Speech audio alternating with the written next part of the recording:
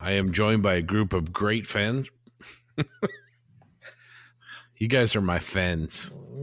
Jeez. So I will make 2 boxes of funfetti. Maybe my co-host here will even help me ice them the night before the show. So I frost extra thick, just so you know. Oh, yeah. There's a joke in there somewhere.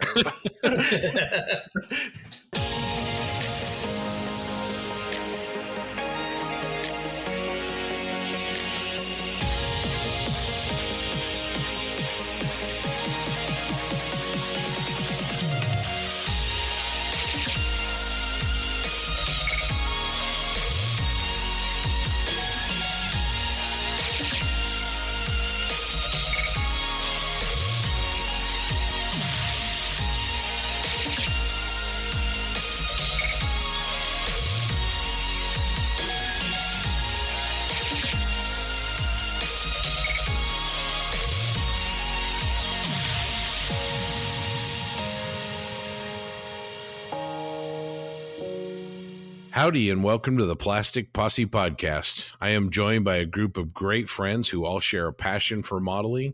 From Denver, Colorado, John Bonani. From Washington, D.C., TJ Holler. From right here in Utah, Doug Smith. And lastly, but certainly not leastly, we have missing tonight, Sir Ivan Jensen Taylor. He's on sabbatical researching English idioms, and he couldn't join us tonight. So what has everybody been up to? What's on your bench, TJ? I don't remember what I said I was working on last time, but I think I finished a model since the last time we recorded. So JB, hasn't he finished 3 or 4 since last time? For sure. Not since last time. I finished 4 altogether. I know the last one. Yeah, I don't think I even got a chance to talk about it because I finished it before in between recording sessions. I did a 1/10 scale bust by a South Korean company called Nuts Planet. They make busts of all the different things. This one's called Chief Liam. I put it on Facebook a lot. It's just like a generic sci-fi dude that kind of looks like Liam Neeson. It's pretty cool. I had a lot of fun. I'm trying to do more of this stuff. Just kind of like going out of my comfort zone. But other than that, I'm working on, well, that's done. So I'm working on Mini Arts E400 Tempo.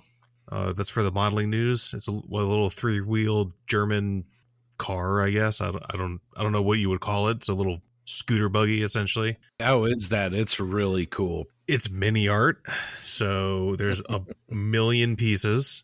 Thankfully, it's not that big. I mean, when it's done, it'll literally fit in the palm of your hand. It's really tiny. So far, the fit seems pretty good. I actually just started painting the inside right now. Hopefully, I turned my air compressor off. I feel like I did. But yeah, it's mini art. So there's 8 million pieces. Fits pretty good. Subjects are cool. We'll see how it goes. Awesome. JB, what you been up to? The Stug's taking a back seat because I've hit a roadblock with the mud, but I'm hoping to get over that this weekend. Painting the Mark 44 from Machine Krieger, and then also working on a Vargas model Shelf Queen that I found. And I just wanted to airbrush this weekend, so I pulled it out and started going after it. Got that to pin wash. I think the bigger news is I've spent a ton more money on Mac stuff, had a massive order show up from Tokyo, which is absolutely fantastic. I got to ship them out to TJ, Aaron, our buddy Steve. Let's see, who else was on that order? Brian. So there's no shortage of kits going out to people. And these are super cool, super niche. So, and they're really slammer builds, and TJ will be able to build one probably within a night. So it's pretty exciting. And then we also got cats to go with our suits as well. So that's the best part. Best part. So overall, really happy. And another thing, I got to dig more into Rick Lawler's book. I had a passing glance at it, but that's something I've been trying to get more into lately too. Yeah, I just got a copy of that book and had a chance to actually go through it last night for the first time. And it's top notch. It's really, really good. We're going to have to dive into that maybe in the next episode. So JB, let's go back to that Vargas tank. You did a really awesome camo job on that. It was like a modified like French camo. I mean, what was your approach on that? I just kind of made it up, to be honest. But, for the colors, I had a couple references for World War I, but really I got to point to, Ian Bonner and the team we have on the Treadheads group where, it was just some feedback, understanding what color I want to use. And I had already squiggled some brown on it, so I had to use that. And then Otherwise, it was kind of a lightish gray and just went for it. It turned out really good, I think, in terms of all the colors looking nice together. And again, huge credit to all the folks that pushed the recommendations for those tones, and really just looking to get it off my shelf of doom. One thing we've been talking about internally is, how many projects, and I think Aaron posted 10 or 12. I bet I have 20. So, a goal of mine in 2022 is to maybe chip those down a little bit. And this Vargas model, which was picked up at the IPMS Nationals last year, is certainly one of them. I also like those German markings that you airbrushed. You made, I think, stencils on your Cricut machine.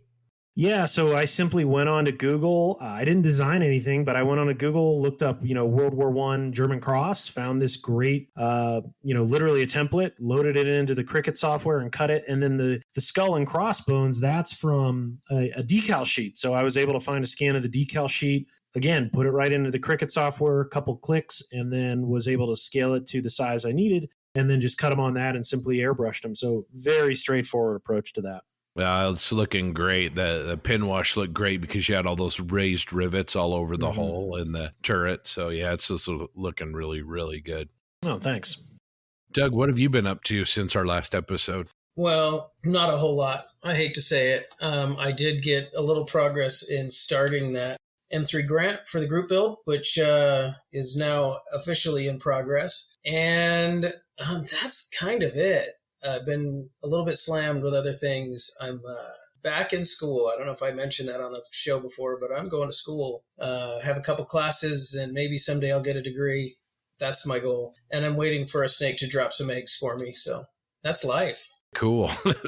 That's something you don't hear in a sentence every day. I'm waiting for a snake to drop some eggs for me. Well, you don't hear it on a model podcast very much either. So, well, I actually got together with a couple of local buddies. Shout out to John and Aaron and Brandon, and started on one of my goals for 2022, which is starting to learn some techniques for painting miniatures, minifigures. And so we started kind of playing around with I think Artist Opus is kind of the guy that kind of led that, but it's sort of a wet dry brush technique. And one of the guys in my local group here has done a lot of that. And so I had some primed Space Marines and started playing around with that. So that was really, really cool. And then we collaborated. The guy that taught me the dry brush techniques there, he had some armor builds, and the four of us kind of talked about different views on what the weathering was looking like and what his plans for the builds were. It was really great. It's always good to get together with some local guys and do that. And so that was the highlight of my modeling week. All right, so we're going to do things a little differently for episode 39. So we're going to do a shorter version of the regular podcast, and then move on to the audio from our live stream that we did with Adam Wilder on February 11th. So if you missed that on Facebook or YouTube, you can now have a chance to listen to the audio from that. All right, now we just want to do a quick show reminder. 3 days after the episode drop, we will be in Seattle, Scott and I, at the Model Mania at the Seattle Museum of Flight. So we're super excited about that. That'll be the 19th and 20th of February from 10 to 5 p.m. at the museum. The entrance fee is free with paid admission. There will be models on display, seminars. So fortunately, Scott and I will be talking a little bit up there about the podcast, about scale modeling. And then the special display is going to be centered around the Vought FA Crusader. So really excited to go. Flying up Friday morning, hitting up some museums with our chauffeur, Jim Bates from Scale Canadian TV. And for more details, you can go to the museumofflight.org or reach out to Jim on Facebook. So we'll be sure to post that flyer again, which again, the show is in Seattle. Should be a great time. We're going to try and do some recording up there. We'll see how that goes. And then if anybody's thinking about going to the show, there's a lot of great modelers that are planning on attending. And JB and I will have some Posse swag and some Tankraft swag with us. Come out to the show, support Jim Bates and the Northwest Scale Modelers Club, and we're really, really excited about it. Yeah, and in addition to that, the following month and only a few weeks after, there is Commies Fest here in Denver, Colorado. It'll be held at the Arapahoe County Fairgrounds, which is a little a little east of the city, not too far away from my place. That is on March 12th. It'll start in the morning, probably around 9 a.m. and conclude in the early afternoon. Super excited about that because we have everybody here except Ivan. going to the show, unfortunately, but we'll do a live chat with him while we're there. Looking forward to seeing Brian, Steve, John, other folks from the area, potentially some Rob from Texas as well, a good friend of ours. So please, if you're going to be in the area, shoot us a message. We'll definitely hang out. We'll have a vendor table at the show where we'll be doing some interviews, giving some swag out, and just getting to know all of our listeners. So we are super excited about that. I think the show is going to be absolutely fantastic. You know, just I think Brian's Machine and Krieger collection alone is going to draw a crowd, for crying out loud. And I know that's the real reason TJ's coming out. So I think everybody's super stoked about it. What would you say, Scott, TJ, and Doug? Yeah, I mean, seeing Brian's work the first time I was over there, I'd go back for it. So, yeah, I'm excited. But, you know, it's always about the hang, you know, getting some JB barbecue and some funfetti cupcakes and, you know, Steve and John and BJ and Brian, all the great guys out there. And then to have TJ getting on a plane to come join us, you know, Doug and I will drive over. It's going to be a blast. Yeah, I can't wait. It's going to be so much fun. Yeah, dude, it's really nice to be able to get out and get to another show and get together with you all. And it's sweet that it's within driving distance for us. That really is a bonus. Yeah, it's going to be a blast, and super excited to show you guys around to some hobby shops and potentially a bookstore, maybe a few museums while you're in town as well. And just for your listeners, I'll make a bold claim right now. I will bring funfetti cupcakes to the show.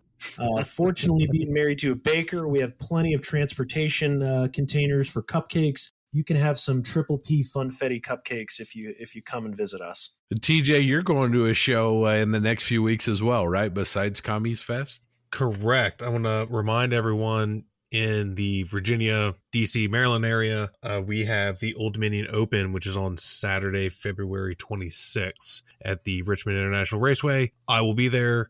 I will be hanging out with the Model Geeks, who will all be in attendance. I think they're going to be maybe even broadcasting from there. I'm not doing anything but going out and hanging out, looking at models and probably buying stuff. But come find the Model Geeks. I'll probably be hanging around there too. And, you know, come say hi. It's supposed to be a really good show, so I'm really looking forward to it.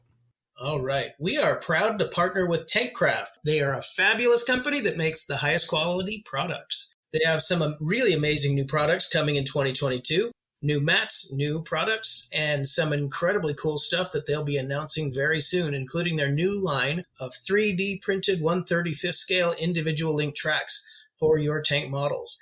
JB and Scott will have a detailed review on these soon. Speaking of Tankcraft, for those of you that will be attending the Model Mania in Seattle this weekend, JB and Scott will have some Tankcraft products on display and will even give some away. Rumor has it they'll also have Triple P swag to give away. In the meantime, please check out tankcraft.com and see how one of their Pro Modeler mats and one of their awesome aluminum glue bases can really improve your workbench. And reminder, use the code POSSE15 at your checkout for your exclusive Plastic Posse Podcast 15% discount. You know why you choked on that, don't you, Doug? Is that extra thick frosting? It was that combined with the fact that we didn't say aluminium. Aluminium. Now it's time to give a shout out to our Posse Outriders. These are listeners who support the Posse by becoming Patreon contributors.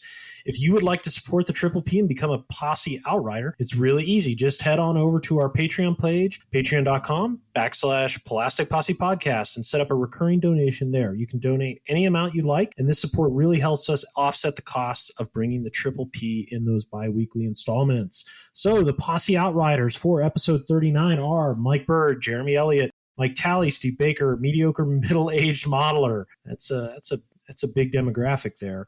Dan Knopfel, Rick Lewis, Eric Daglish, Brian McFeeters, Bruce the Model Noob, Matt O'Meara, Grant Mayberry, Paul Alexander Crystal, David Waples, Ethan Eidmill, Jamie Adamson, Steve Shaper, Rick Cooper, Panzerman 2010, and our good friend JC Osborne. Thank you all so much. We really appreciate the support. In addition to that, I want to personally say I am shipping out the prizes. It's been a rough 2 weeks at work. They will be in the mail, and you should have them by the day this drops. If not, they'll be very soon afterwards. So thank you again for all those who participated, and we look forward to connecting with you again.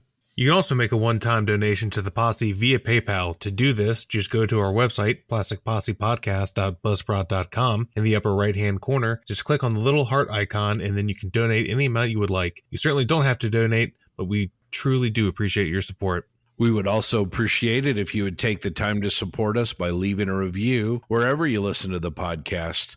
A 5-star review will really help the Posse be more visible to people that are searching for modeling podcasts. And of course, the Posse is just one of several scale modeling podcasts that are out there. If you'd like to see a list of some of these other podcasts, plus some other social media creators, just head on over to modelpodcasts.com. That's podcast with an S.com. And you're going to find links to many other great modeling podcasts. Now we're going to leave you by playing the audio from our live stream last Friday with our friend Adam Wilder.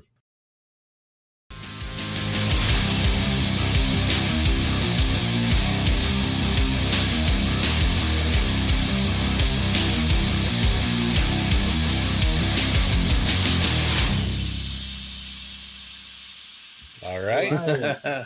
We are live. Well, tonight, everyone, thank you so much for joining us. And if you're listening on the 16th of February, welcome as well. We have a very special episode tonight. We are coming live from the interwebs. And tonight I have with me Scott. How's it going, Scott? Good. How you doing, John? Outstanding. Happy for you to join us. We also have TJ in DC. Hey, everyone. Doug in what looks like the International Space Station. I am in a Crew Dragon capsule from SpaceX. Thank you very much. Outstanding. Hello, everybody. How you doing? And then lastly, and certainly not least, our special guest for this evening, coming to us from New England, the very talented scale modeler, Adam Wilder. Thanks so much for joining us, Adam. How are you tonight? Thank you, guys. I am doing good, and it's Friday. Yes, it is. Yes, GIF for sure.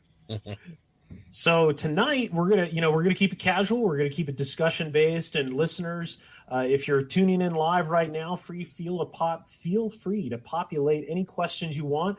Scott's gonna be our quarterback tonight, looking through them, post them on the screen, and asking Adam them when they come up. And hopefully it'll create some unique discussion topics that we haven't covered before.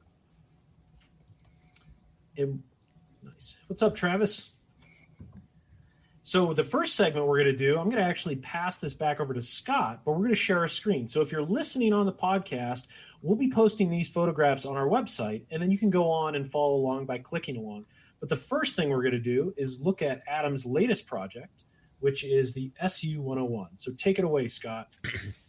Yeah, Adam, we kind of talked about this a little bit the first time you joined it, but Sure. Love your tank destroyers, love your finish, but a lot of people, they ask us, like, how do you get your finishes to go from this, high intensity modulation to the end result, which is just, always so incredible. So maybe you could talk to us a little bit about this build. Okay, sure. This is like the first one where I've really gotten into the color modulation like I did the old days, back 6 or 7 years ago. And I decided and I've learned over the years, although, I started working on it this past summer. It was the middle of summer, really hot. And I don't know, I just started with the gradients, and then I went over it, I brush painted a lot of the details with the greens. I'll be honest, the green on those armored guards over the vents and on parts of the muffler wasn't quite the green I was looking for, but it still had enough red in it. And I knew after the washes and everything, I knew I could correct it by adding the, filters with oils and other techniques in the weathering and even the chipping, believe it or not, is a big part of it too. And I didn't let it scare me, because I've dealt with it so many times, and I've even carried it further than this on more difficult subjects.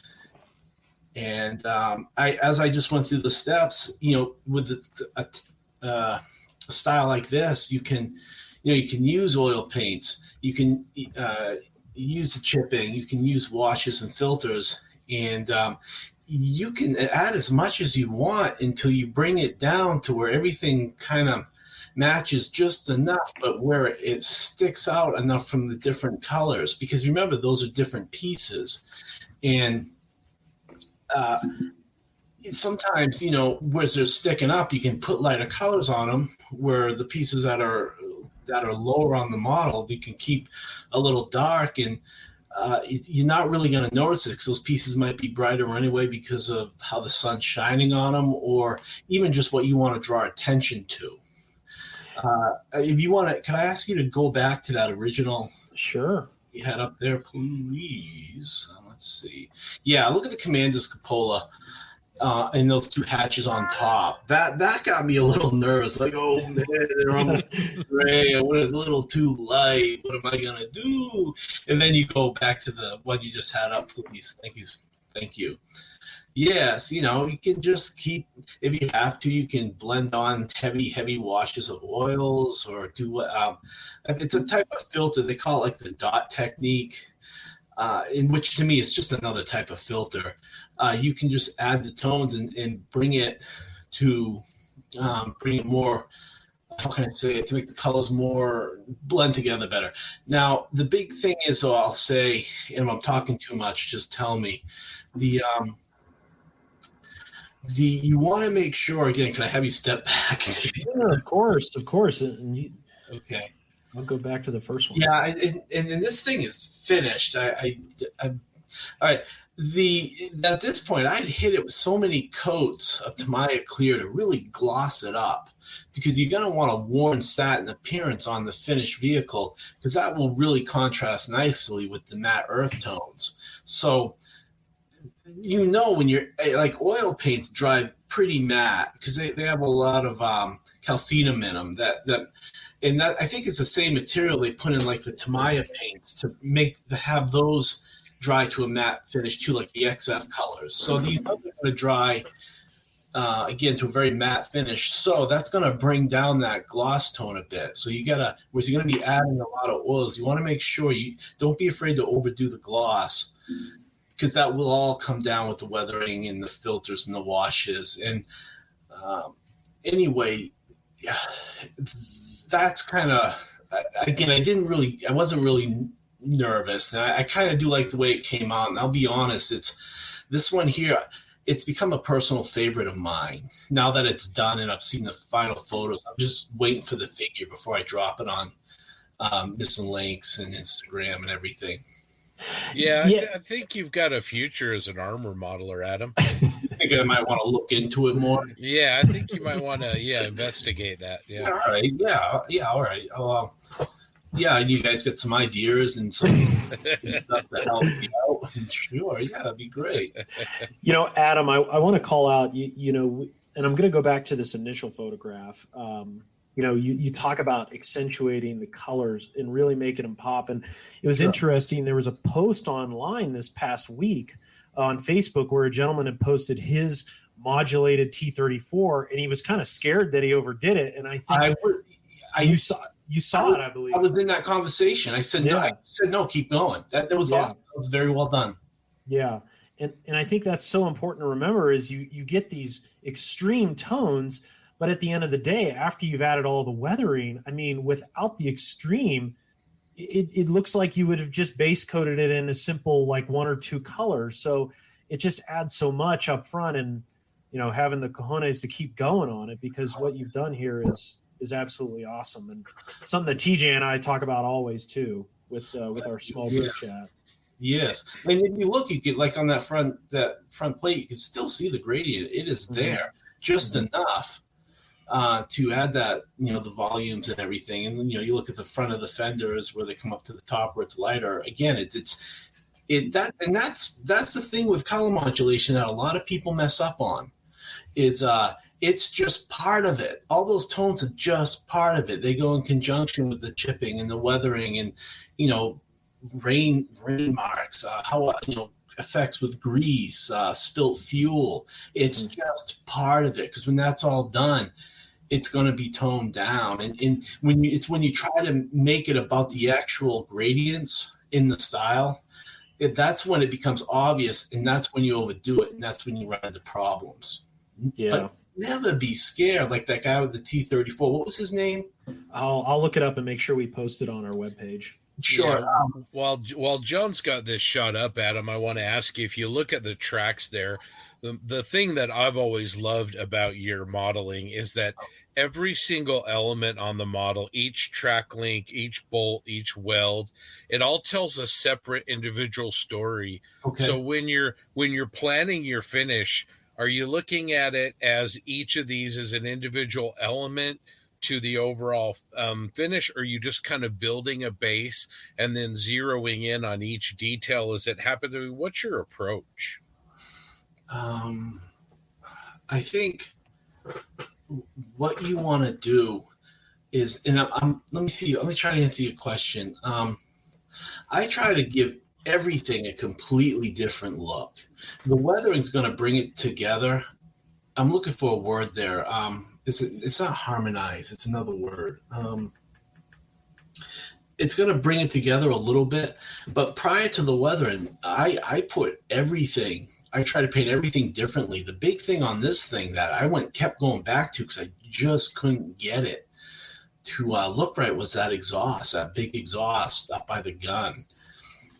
That I don't know how many times that one there, and at the same time I'm trying to do a step-by-step photo for an article, so I'm thinking, well, and I'll just be honest, in the article I just had a hard time getting the end result I wanted, and I don't know how many pictures I went online. So again, trying to make that look different, and because all right, this gets back to your question. I'm sorry, I went off on a tangent. I had it chipped, just although I used the colors of the exhaust, I had it chipped and it looked just a lot like the rest of the vehicle, just chipped more. Okay. I wanted it to stick out, or what you like to say, pop. So I realized that when I thought I was done it, and a lot of times you think about the stuff like when you're laying in bed at night or in the morning when you're too lazy to get up. And so I came up and I just found some photos and I just hit it with those, like that pink on the end. And just changed the whole, and masked everything around and just airbrushed some of that pink on, and very lightly, and that gave it the look I wanted. And every time I look at these photos to kind of judge my own work, that's the one thing I go back to. Well, you made that look good, So another thing, did that answer your question? Yeah, definitely. Well, here's another thing: that vent on top, that big screen, I think it's great that Trump put this kit on the market because I love this subject. It's not a very popular subject, but I love the look of it. And but that screen is just lacking a tremendous amount of detail, and they gave you a big, thick Verlinden style, like photo etch type thing to put on there. And that works for some things, but for this, in the photos I took myself at Kubinka, they were that screen was actually very fine, and it was just on the screen it was a screen that had a little frame around it that would have got bent up easy. So I'm like, I can do all kinds of fun stuff with that. And that's another detail. I was glad I put the work into it, even though it was a bit of a nail biter at times. Yeah, for sure. So Adam DCC S says, I'm not an armor guy. What is it? What is the subject? Oh, okay. Yeah. Thanks for the question. Actually, it is a Soviet self-propelled gun, and it's a prototype. They made 3 of them. And I know there was at least 3. Let me reset. There was at least 3 of them because you have this one that's in Kubinka with this 100 millimeter on it. There was one with a 122 mounted on it that I've seen in the black and white photos. And there's one that has a little, it has like a little vision port that's been cut out of the front of that front plate there, that I've seen in photographs too, and I'll put those up when I put the model up in a few weeks once I get the figure. So yes, it is it came out in 1946, I think. It's on the T-44 chassis, and there was only a few of them built. That's the SU-101, is that right? Yes, it's the SU-101. Excuse me. It was kind of be like the next step from the SU-100. Awesome. And then Adam, this finished model, is it going to be featured like in a video or in an article in a magazine? When will we be able to see some more shots of this beautiful model? I'll put the shots up on the Facebook again on my Facebook page, maybe in about it probably 2 or 3 weeks. It just depends on how quick I can get the figure sent back to me from the guy who's painting it for me. And then he's in Europe, so I got to talk to him how to get it back quickly because I'm not going to wait another 2 months for it. It took 2 months to get there, So Awesome. It'll be on Facebook, it'll be on Instagram. And as far as the article, I'm not sure yet. Awesome. Well, Adam, I'm certainly looking forward to it and the finished result. I got to say, I have that kit from Trumpeter. I've started it, and I'm like torn. Do I build it and try to mimic what you've done here? I'm just trying to think of what I can do to make it a little bit unique, because what you've done is absolutely fantastic, especially with that single green color. Well, I don't know. I was influenced by a modeler too who did that, and he put his up with all the fenders and everything broken off. I'm like, well, I'll do mine with all the fenders on it. And, I did mine. He also used color modulation, and I'm going to put a picture of his up when I put mine up too. And how would I recommend you do it? I'm not sure. I'd have to really think about it. I was thinking whitewash potentially. Yep, that's another way that we haven't seen it yet. Sure. Or, like maybe a simple camouflage. Yeah. But I'd have to think about it, or put it with Polish markings or something. Yeah, that's a good idea. One of the other Eastern Bloc. And the modeler you're mentioning, I'm pretty sure he's out of South Korea, I believe. Yeah, I'm afraid to say his name because I don't want to butcher it. I'm so sorry. I know exactly what you're talking about. We'll be sure to share those photos on our Facebook page. Yes. He pushed the modulation a lot, and he's got some extra tracks on it, and he's really good. He also did a Korean War Sherman that was modulated very well. He's a really nice guy, too. I met him when I was in Singapore. Oh, that's awesome. Yeah, he came over to say hi, and just a great guy. Nice. Well, we're going to go on to another segment now, Adam, and this is where we're going to rewind the clock. We're going to go back to the earliest days of scale modeling, back in the Y2K era. So I'm going to ask Scott to allow me to share my screen again, and then we're going to just go through some older show photos. Some of them it's going to be your work, and some of them going to be other modelers that probably we haven't talked about in a long time. But this one right here, I wanted to put this up because I think this is awesome, and it was built by John Rosengrant back in the day. And I don't know if you ever had a chance to meet him. Have I met John Rosengrant? I don't think so. Because he would come to amps and he would put a few things on the table, and this is one that stuck out. And now instead of, I still think he does armor models, but he's also the master over at Legacy Effects that's doing Baby Yoda. So he's a legend. Okay, yeah, okay. I thought I might have been mixing up with someone else. No, I don't think I have met him, but he or maybe I have. I don't know. I spoke to him on the phone or something. Seems like a really nice guy. Yeah. He's a legend. Sculpts all his own work. So the next one, this guy you should probably know, but Bob Calignan. Oh my God! Yeah, I know Bob Calignan, man. Yeah, sure. That's going back to the day too. Yeah, I remember getting some ideas from his old fine scale modeler articles, like that. That little rubber tipped. It's called an artist sharpener. It looks like a paintbrush, but it has a little rubber tip on it. He was the first one to use that. So, and I went out and bought one of those at the art store, and I use that for blending graphite on tracks and all kinds of stuff. Yeah, nice. Bob, yeah, he's wasn't he like a big? No, he wasn't. There was a lot of scratch builders at the part of that EMS organization, but he kind of stuck with the armor and the bases, and nice guy. Yeah. So this is another one. Unfortunately, I don't know the modeler, but this was all the way back in 2002, and I wanted to throw this up on here because I think it just shows, like, when you think of older armor finishes, maybe wash and dry brush, but there were some guys back then that were really pushing it, and this was one example I thought was unbelievable. And I remember that one. You know why? Because you can see where the whitewash didn't go up around where the tarp was initially attached. Yeah. And I remember thinking, well, why didn't I think of that? I remember that one, but I love that subject too. That's that trumpeter kit, correct? So here's the thing. This was before the trumpeter kit was released. So who was the kit? That's a great question. I need to do some research. I tried before the show, and I honestly think it was either scratch built or heavily modified, like in souped up resin kit, because it was incredible. Well, look at the detail in that thing, though, for like a multimedia kit like that or a resin kit. Yeah. And look at that winter camouflage. It looks like blended enamels. Yeah. Yeah. It's really good. I mean, and I mean, again, it goes back before the hairspray technique and a lot of the common things we know today. Yeah. And I feel so bad. I don't know the modeler who built this, but I'll do some research and try to find if I can. Hopefully one of the viewers here can give us some help. Yeah.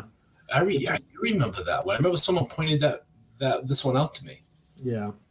What year was that, John? This was 2002. Wow. Yeah. Oh boy.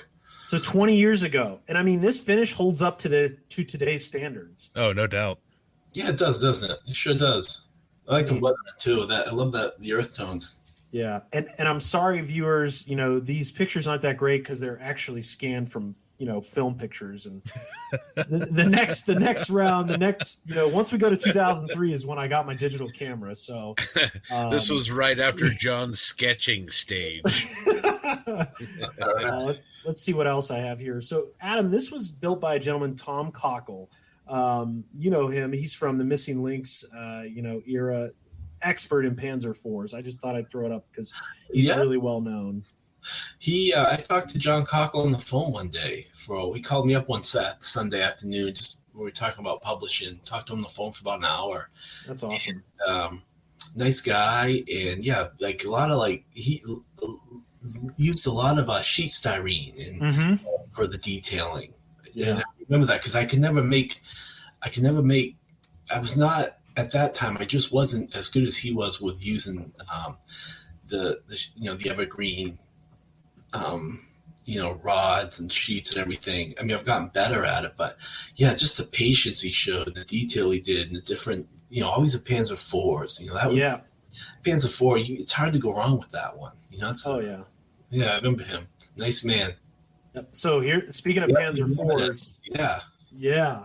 So this was again 02. Guess what? That's downstairs in my display case. No way. Yeah. Oh man. Yeah, I got it right here. That was when him and I first started talking. Was that one? He put that up on Lakes, and I've never seen it. I've never seen anything like it. I don't remember if he built that or not. But the painting, come on, that was that. I hadn't seen it done like that at the time. Now, Zaloga had done some knocked out vehicles in the day, but not to this level. This was nice. This was very professional. A lot of, and I still, like, when I'm downstairs, like, sometimes I'll go downstairs in the cell, I got 2 display cases.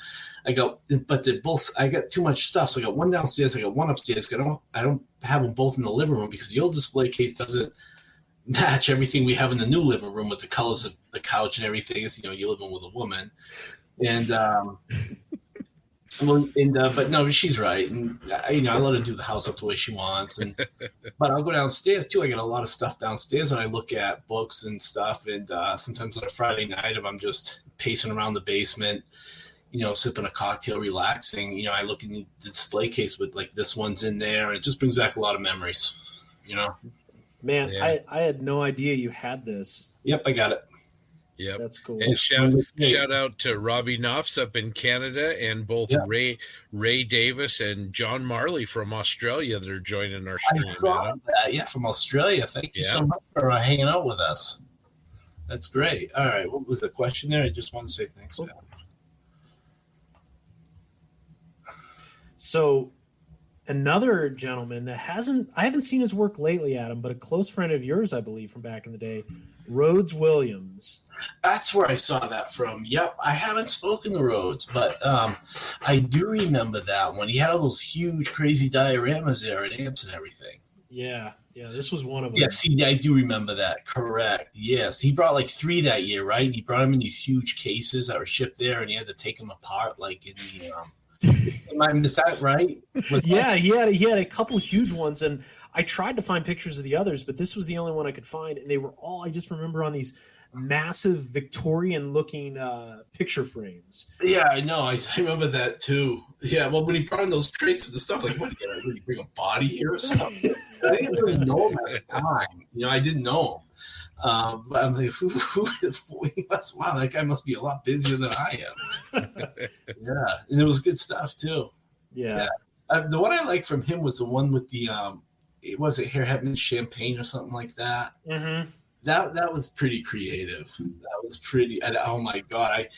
After all that work, I would have been so afraid to dump the resin in there. Like, Yes. yeah. Oh man. Mm-hmm. Such a risk. Yes. I'm going to go on to now we've gone into the digital age, so everybody can, sit back and relax and not be, struck by the crappy 35 millimeter. But so this goes back to your point earlier, Adam, Steve Zaloga and his presentation of models. Well, that's a Zaloga model. I would. Yep. So, but yeah, I mean, I always love his figures. It looks like he painted with enamels. And I do like, those two guys carrying the was that like an anti-tank gun? I forgot the numeric designation for it. It's been so long. I used to love going to see his work. I never saw it anywhere else, and I always loved that guy's work. He's like an idol when I was a kid. I used to read all his stuff, and when all my friends wanted to meet these musicians and everything, I just wanted to meet this guy. And what I liked about him was he was the only one who was really doing the Soviet stuff and doing it well. Yeah. Everyone was doing a lot of German, where this guy did the Russian stuff. And I think I did finally meet him at Ant. I didn't really get a chance to talk to him much. I remember introducing him. Hi, I'm Adam Wilder, blah, blah, blah, blah, blah. But it's a question with your experience. All right. With your experience in the level that you built to that, Adam, how do you keep challenging yourself and keep things fresh after all this time? Yeah, that's not easy. That's a great question. I don't know. I just, like the one I just finished now, I got an effect on there I've never done before. And it took me a lot of thinking and looking at a lot of different photos. And you can find a lot of photos of the same effect, but you got to find that all effects, even the same effects, can look a little different. You got to find the one that looks like what you want. Then you got to try to figure out how to build it up and lay so it looks authentic. And it's like doing another primer red vehicle. I don't know if I'll ever do that or not. I feel like I've kind of done all I can with that, or doing the unpainted ones with the steel finishes. I feel like I've done all I can do with that. But then maybe someday I'll see a picture or something and I'll get another idea and I'll go back to that. I'm even looking at some of the stuff from like Sean Lynch. The part of me too is I wouldn't mind just going back and doing them out of the box and some of the modern stuff and just doing those some of the different camouflages you've seen out there and that you see out there now, and just using the weathering techniques on them and everything. And I don't know. I usually it's like the E100 I'm building. I don't know what I'm going to do with that yet. I've had a couple ideas that I've tossed around with friends, but think about it, it's just a big, boxy, typical-looking German tank. Okay, what do I do with this? I can't give you a definite answer on that question. I think it's just, which makes it a good question, actually. I think it's just when you do every subject, you got to think carefully. What can I do different to challenge myself? And a lot of it is doing something I haven't seen yet. That's what makes it fun for me. I hope that answered your question. I hope I'm not talking too much. No, not at all. Now, who are a couple of maybe newer modelers or younger modelers, Adam, that really seem to inspire you, or their work catches your eye? There was one. What was it? The VK, that RFM kit, that Tiger prototype. It was on the cover of Armor Modeling. I can't remember the artist's name. I can't remember the name of the artist, but I saw that. I went out and grabbed the kit. Painted with a German gray, and I wish I could remember his name. other new ones out there. I see, here's my problem. I'm not good with names. And usually I'm at work on break, I'm flipping through Instagram. And if it's something nice, I'll say, I'll give it a comment, say great work. But, the names, they usually have different names on Instagram. Like I think I'm at AMP Wilder. Maybe I do call myself Adam Wilder. I don't remember, but they seldom use their own names when they put their pictures up. And I apologize. I really can't answer that question, but there is a lot of new stuff out there. It's like, whoa, man, I couldn't do any better than that. Yeah. So actually, Scott, as soon as you turn it off, we'll just go right back into it. I have some more pictures now. Adam, now we're going to get into your work and bring up some of those older builds that really set the standard back in the day. And I remember this article from AFE Modeler. Yeah. And maybe walk us through, you really tackled snow and ice here for literally I think the first time in print, and really gave us step-by-step. What was that? What was it like? Just, let's just do it and jumping right in. I guess Okay. was your attitude. Okay. Can you repeat the question, please? I'm sorry. Yeah, if you could just kind of walk us through your approach to creating this snow and ice effect when it really hadn't been done before. Yeah, that was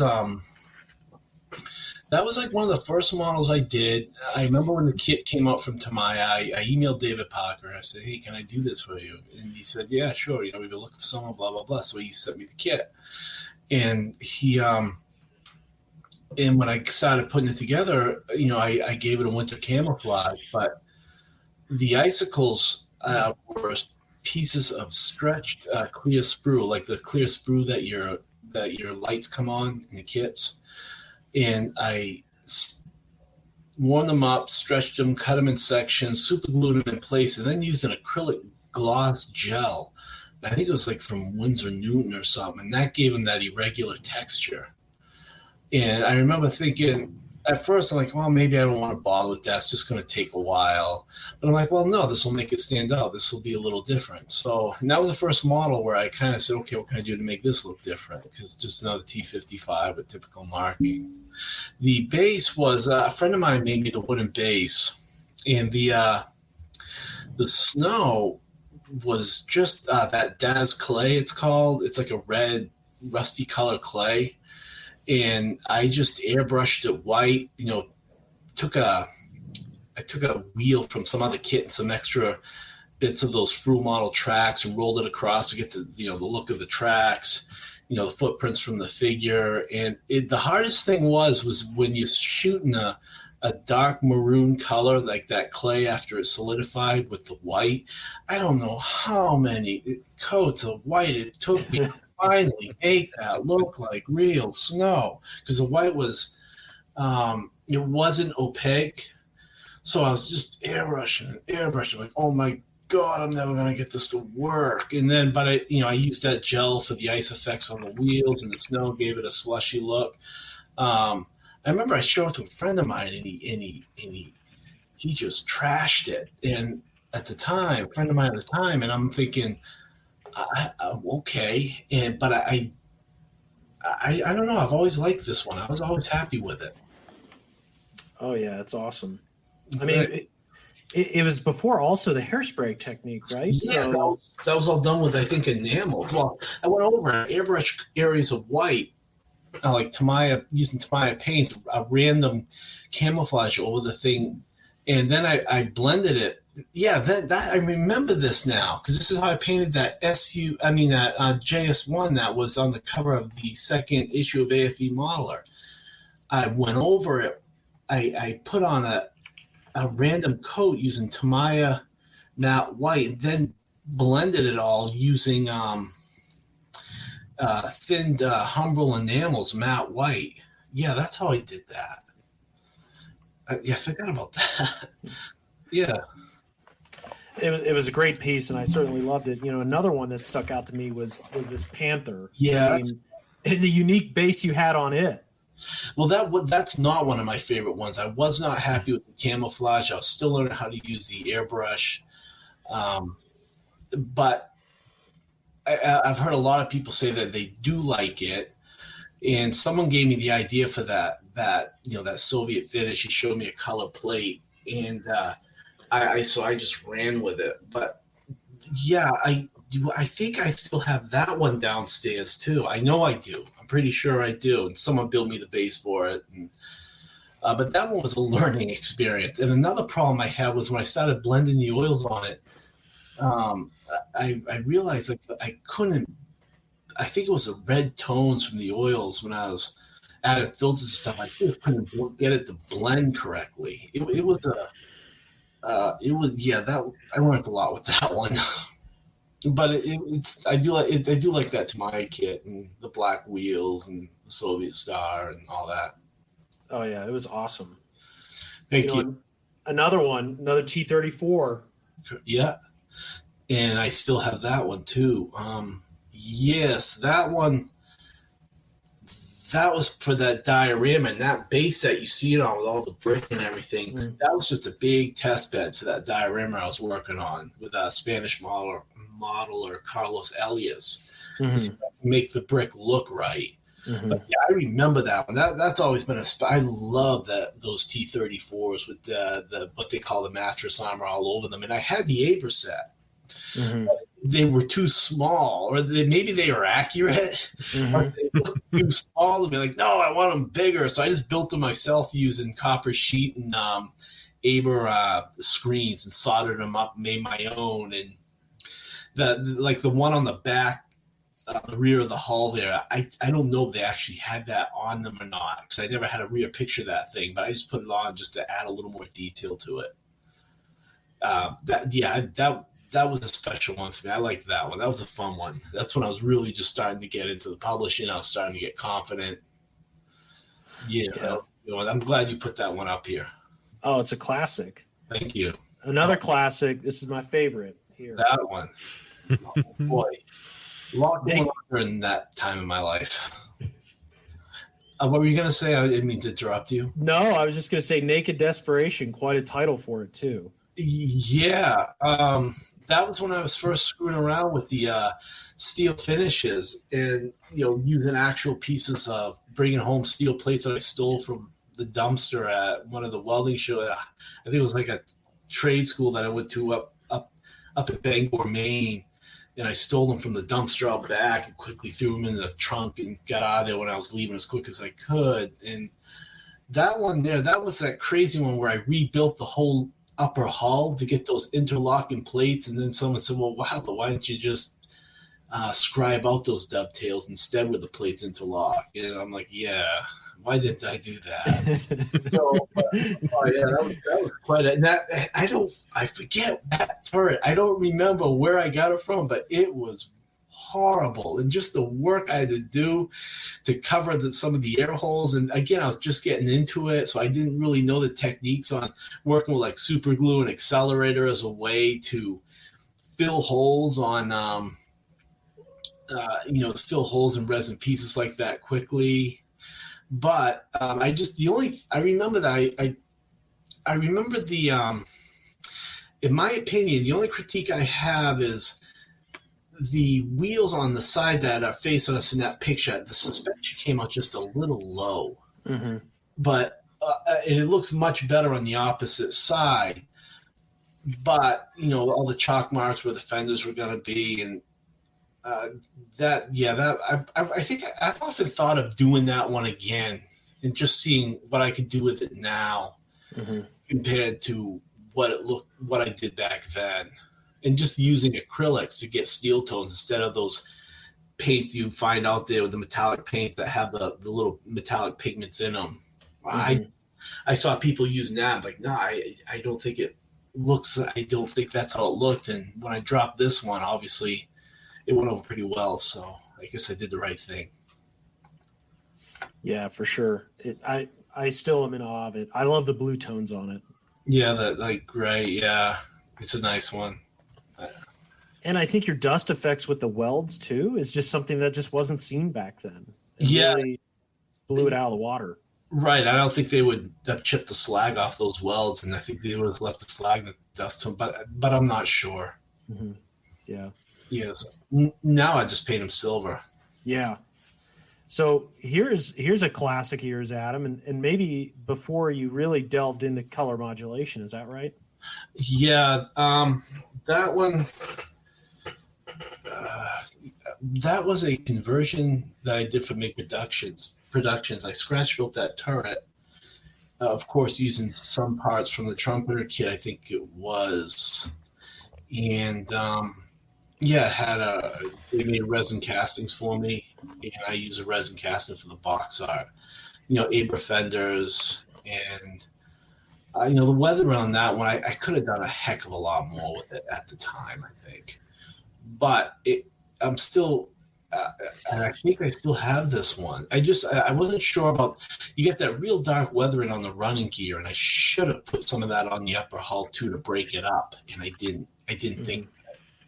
It's, it was in my earlier days. I think some of those dark tones would have really helped with that upper hull. Oh yeah, it's still great. That it's like that lime green. I don't even know what you would consider. Yeah, people call them the pea green Soviet. I just thought the 4BO green at the time. Some of the colors out there before we all started lightening them up and everything, and using the gradients color modulation. I just thought it was kind of a dead color, so I'll add a little bit of I'll add a little more yellow to it and see what that does, see what people say, and then other people started doing it too. So I'm like, all right, yeah, good, yeah. But I wouldn't paint it like that tone now. Yeah, I don't think I would. No. So this next one, the Tiger P, I just remember seeing this, and again, another one that stuck out to me is you're bringing so many different techniques into modeling at this time, where if you look, and you could look at other ones, like if I finished a model at this time, it'd be wash, dry brush, flat coat, yes. Where here you have so much tone, so much different textures, and then the chip Zimmerit is awesome as well. Yes, well, that Zimmerit, that's all. I did that myself using a 2-part epoxy. And this one here, I use the rubber band tracks too on this one. Yeah, and yeah, the Zimmerit. I remember doing the chipping on that. There was, I guess, too, the kit to do that. Was that the 0031? Yep. Now there was a large hatch on. I don't remember it was on the back of the kit that I put on there, where it wasn't there actually, or if I didn't put on. Yeah, no. Or I did put it on the kit and it was supposed to be there. And I got some flack for that. But there was something wrong with the kit and the hatch, and I just missed it. I just built it from the box. And then, like, the screen on the back where those large vents are on the rear of the hull, you had to scratch build those because the ones in the kit just didn't look right. And that was the last model I did before I moved to Spain. That was the last model I did here at home. Wow. So can you...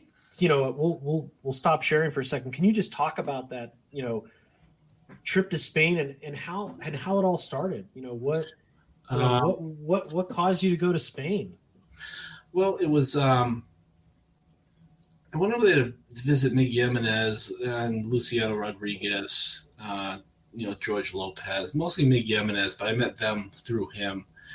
And when I first got there, like living here in America, I had no interest in moving to a large city. I lived in Portland, Maine. That's a rather small city. But when I got to Spain, I was impressed with how modern it was. And I knew, did you guys lose me? No, you're there. Okay, I'm sorry. I was just impressed how clean it was, how modern it was, how much I love Barcelona. The hobby shops just blew my mind. Like, Jordi Rubio, and I just was thinking, I gotta be here, man. I gotta be here. So when MIG Productions got big enough, and they hired me, and I moved over there, and it was a great time. I think I went over there a couple of times before I finally moved there, and it was just I was younger, and I could make that move. And I wasn't engaged, and I didn't own a house, and it was funny because when I got to Spain, I really loved it.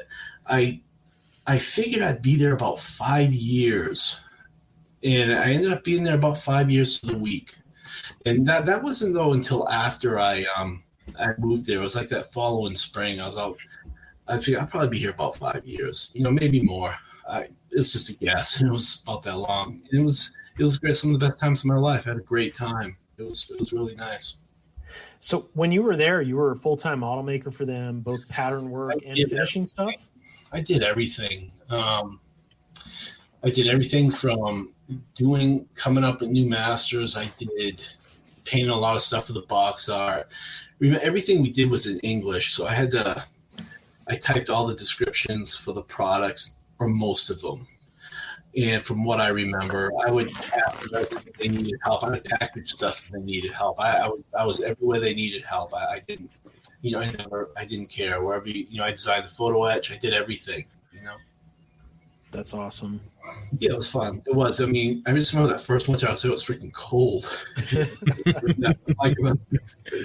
And because we were in the north, and we were close to the border of France. We were in Navarra, and it was like one morning it was really cold. The resin wasn't casting properly, so I put like an interesting spin on everything. And my roommate, I worked with my roommate a lot, Francois, and it was exciting. It was a good time. Do you think it contributed to your modeling, kind of moving to a new locale and really focusing on your modeling, or how do you think it affected you? I think it made a big difference because you go over there and you learn all these new techniques from these European modelers, and believe me, I was getting good, but like that stuff you all just showed, the early stuff, I still had a lot to learn. It's obvious, and a lot of it was, we were all pretty good at that company. Everyone was good at what they did. Everyone had good ideas.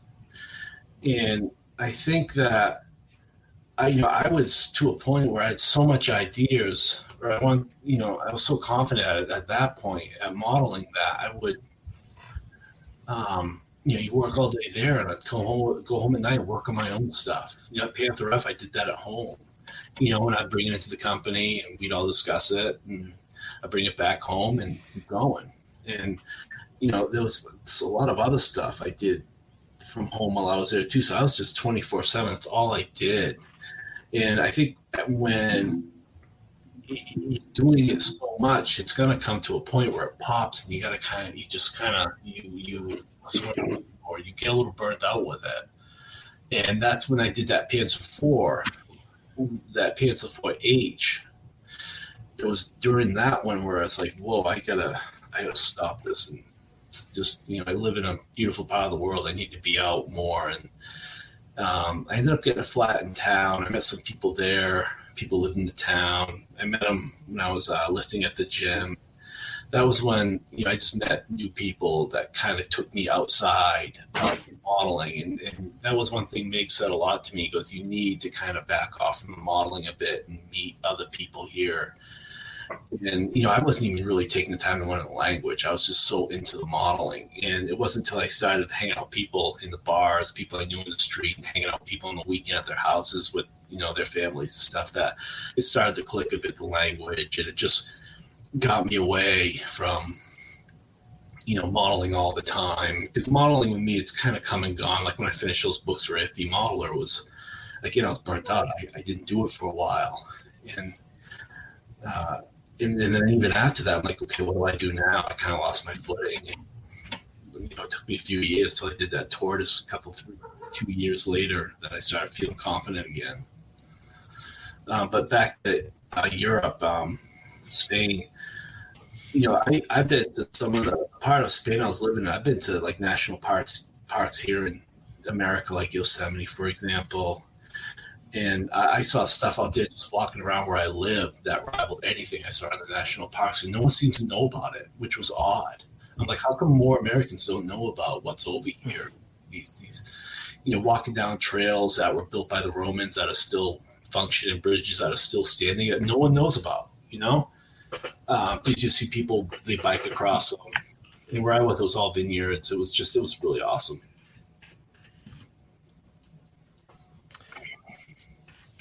Oh, Moscow, Idaho. Okay, I was going I was to gonna say, yeah, you got Moscow, Maine too. Yeah, so Adam, bringing up Moscow, well, let's just riff off of that. All When right. did you go to Moscow, and what took you there, and what? Basically, Moscow was the time guy. He was a distributor for Make Productions, and he invited Miguel and I over there at the same time. I don't think Miguel went; it was just me. I forgot why he didn't go. And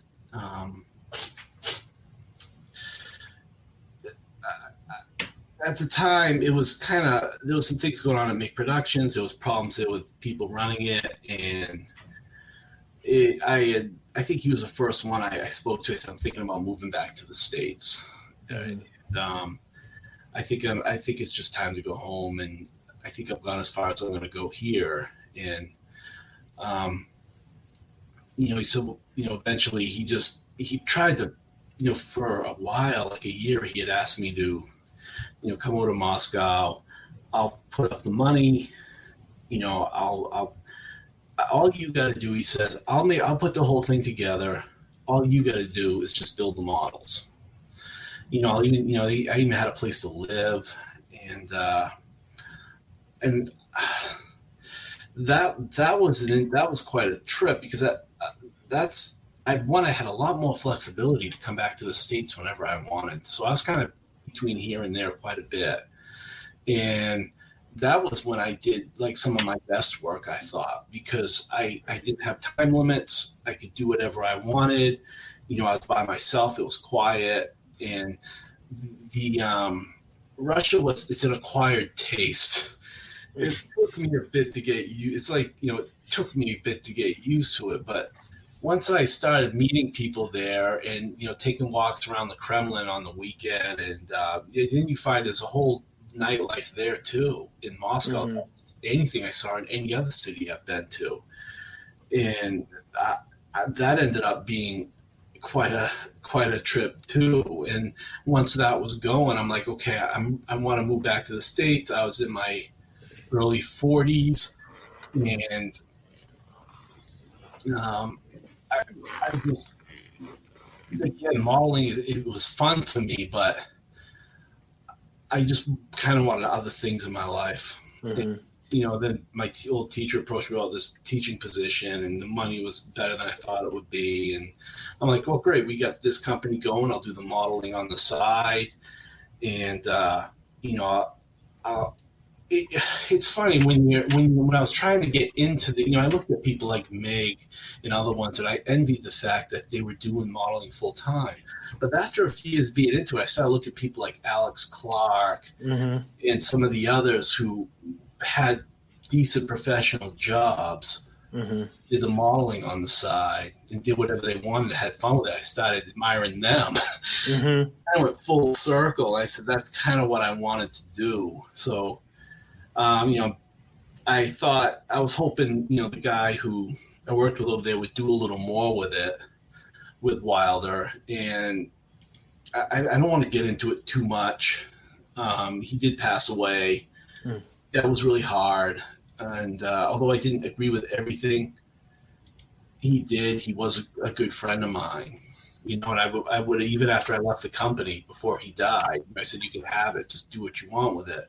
I still supported him, mm-hmm. So it was an interesting time, but I think things turned out okay. I'm happy with what I do now. I mean, teaching's stressful, but you get a lot of time off. I got all summer to build models, do what I want, hang out at the house, Mm-hmm. So finding that balance has been good for you, you think? Yeah, and it's funny because at different types, that's an interesting point you bring up, because at different times of your life, yeah, you need more of it. And as I've gotten older, there's just other things and I'll never be like night shift getting new stuff up every week. I'll never be like that anymore. But it gives me time to focus on the stuff I'm doing. And although I don't drop stuff as much, I hope people still like what I drop when I drop it. Yeah, I think probably not much danger of that not happening. Howdy. Shout out to Darren of the Model Geek. So sorry, Adam, go ahead. No, it's okay. No, I'm sorry. I'm sorry. Yeah, like I was just saying, yeah, not much chance that people aren't going to like what you drop. SU 101 is a great example. Yeah, well, it's funny. Like now with Instagram and stuff, you can put stuff up, and the stuff I really like that I do that I'm happy with doesn't seem to get quite as much traffic as some of the other stuff I've done. Like the German stuff always seems to get a lot more attention, and which than some of the Soviet stuff does, because more people have Tiger 1 kits than they do SU 101 kits, and there's a lot more photographs of tigers and out in the in combat than SU 101s. Even though I love the SU 101, that's probably one model I'm not going to sell.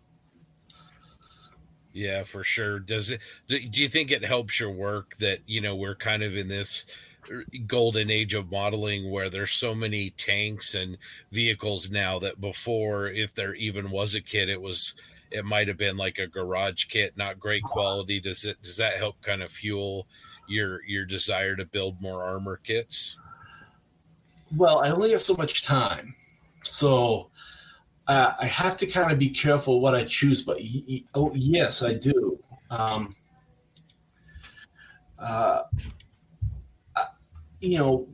Back before we had all these kits, you could find these kits of resin, but there was that joke that went around between modelers was that, you buy the expensive full resin kit so you can take dimensions off them to scratch build your own. Like that bear I did for New Connection models when I got that. It was given to me by a friend of mine, and I was so psyched. I thought, man, this thing's a monster. And then when I saw it, well, it's a little rough. It wasn't like the other kits I've had from them. I had some very good kits from them. So I just scratch built it. Just took the dimensions off of it, used the parts I could. But it gave me the opportunity, too, to put my own spin on it. I think I went off on a tangent. What was your initial point? Oh yeah, all those kits that are out there now, and does that inspire me? Sure, it does. Like I wanted to yes, you want one. I wanted to do the one with the 122 mounted on it, but I couldn't. They didn't have the kit for that, and I even bought the Able one to see if I could somehow fit on the maillet, but it didn't fit, and I didn't have enough information on the maillet to sit there and comfortably scratch build it. And then about I started building this, and this is a whole nother conversation we can get into, but I started building this, I was watching, what was that, Escape from New York, that old Kurt Russell flick, the Carpenter flick, right, with Kurt Russell? Yeah. Yep. I was sitting I'm doing like a retro movie night about 4 or 5 years ago. I was just sitting in front of the computer, with some cocktails, and I need something to do, so I just took that out and started putting it together after I saw the one from the model we were talking about earlier, and the fun stuff, making the weld seams, texturing, adding the stuff that wasn't in the kit, the dovetails between where the plates interlock and everything. And where the heck was I going? Remind me. Yes, I'm sorry. So, anyway, I didn't build this kit for a number of years, and then about 2 months ago, my fiance and she wanted to go to a mall in New Hampshire, so I creeped over to a store across the street in New Hampshire called the Hobby Emporium. It's a really cool store. They've been there I've been going there since I was like 22 years old, and there's some of the same dudes still working there. So I walked in there, and I'm just looking at all the stuff because I can't keep up with what's coming out anymore, because I just don't have the time to surf the modeling sites like I used to. And they came out with a kit with that 122 mounted on. I'm like, oh, son of a bitch, but because this was all done. But hey, what the heck? But yeah, you're right. Everything's out there. Everything. All right. Okay, I'm talking too much. Tim Cavalier wants to know regarding German builds getting more traction. Do you think it's manufacturers or individual models that drives that? It's funny because, and that's an interesting question, Tim, and thanks for that question. I always thought now with the era we're living in, with the Syrian conflict and some of the other stuff going on, that you would start seeing more modern stuff, but not really. You're still seeing a lot of German stuff, the old stuff that I kind of came up on, the Tigers and Panzer IVs and T-34s and Shermans. That still seems to stay in the mainstream from where I'm looking at. So I don't know. It might be the history. Yes, it could be the kits. The kits are really beautiful now. With me personally, I'm doing more German now just because that's what generates more interest on my Instagram account. I'm not going to lie about that, but too, I do enjoy it. Like the C100, it's big, okay, but it's big and square. It's going to be a heck of a lot easier to paint than that SU-101 was, man. Yeah, I think it's a combination of the kits. I think it's the history and people like me who just want more people on their Instagram account again. There's no shame in that. Yeah, I'm feeling shameful for saying it. Anyway. So, Adam, with that E100, are you going to do the giant slabs on the side of the hull, or are you thinking you're going to do it clean? No, I'm going to put slabs on, sure. Okay. I got an idea with those. Nice. Yes, I will. But yeah, that's another one that started one night in front of it's that same Big John was doing the Sherman that did the Big John Sherman project book thing a while back. I haven't spoken to him in a while. Hey, that is John Hale, yeah. Yeah, John Hale, that's the guy's name. Yeah, it's been a while. Anyway, what was I talking about? On the E100 or? Yeah, the E100. Yeah, I'll put those slabs on the side, and it's just a big thing that I can paint. Not have to worry about details, obstructing rain marks and stuff like that. Now, that was just one of those things I started putting together when I was watching like a history on, the war in Japan or something from a Japanese perspective, and just needed some, because when you usually on Saturdays, I'm up at 6 a.m. I make breakfast, pour a big cup of coffee, and I'm either working with photo etcher all day or I'm painting all day, because Catherine works Tuesday through Saturday, so that gives me Saturdays here alone. So, but by the time the evening comes along and I just want to wind down, I want to watch something on YouTube after her and I have dinner or something, and I don't have it in me to get back into the photo etch or get into the chip. And so that's when I'll pull a kit out of the stash and start putting it together, dry fitting it and doing all that stuff. And that's how that started. I've had it. That's how most of my kits start, actually. That's how most of my kits start, is just putting them together, because I'm not a fan of shelf queens. I only have 2. Lucky you. Yeah, that will be done soon. So go ahead, John. I was just gonna say, Adam, we had a few questions from our listeners that wrote in a little bit before the show. Sure. And one of them, Martin Drayton, he asked, Adam, do you have in your mind exactly what you're going to do with every step of the build, or do you tend to let the build lead you into fresh ideas and directions? Both. Okay. Great question. That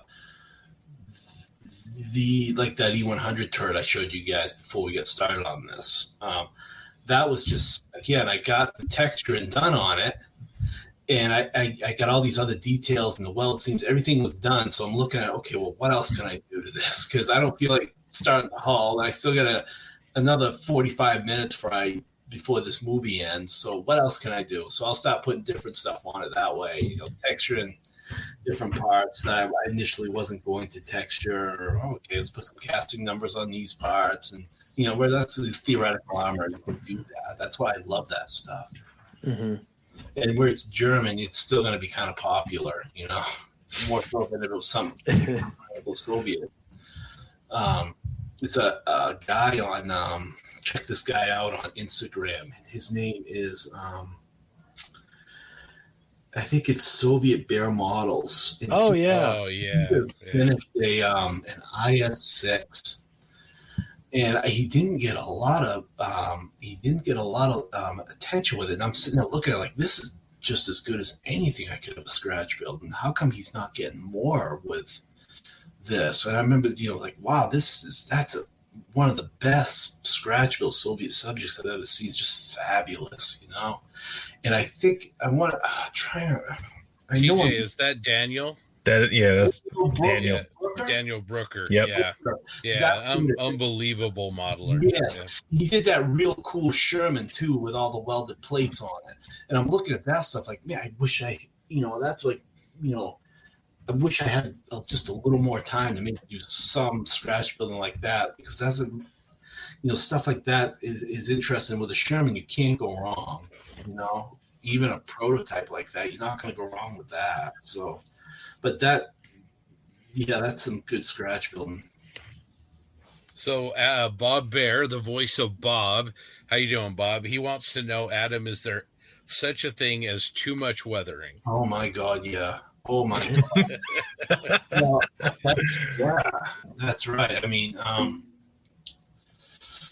the one I'm doing now, I remember, like, the one I finished before it, that SE-152. I'm sorry, it's late. I'm a little tired. That what is the object? It's the one there. It's the they also call it the SE-152 M45, the one with the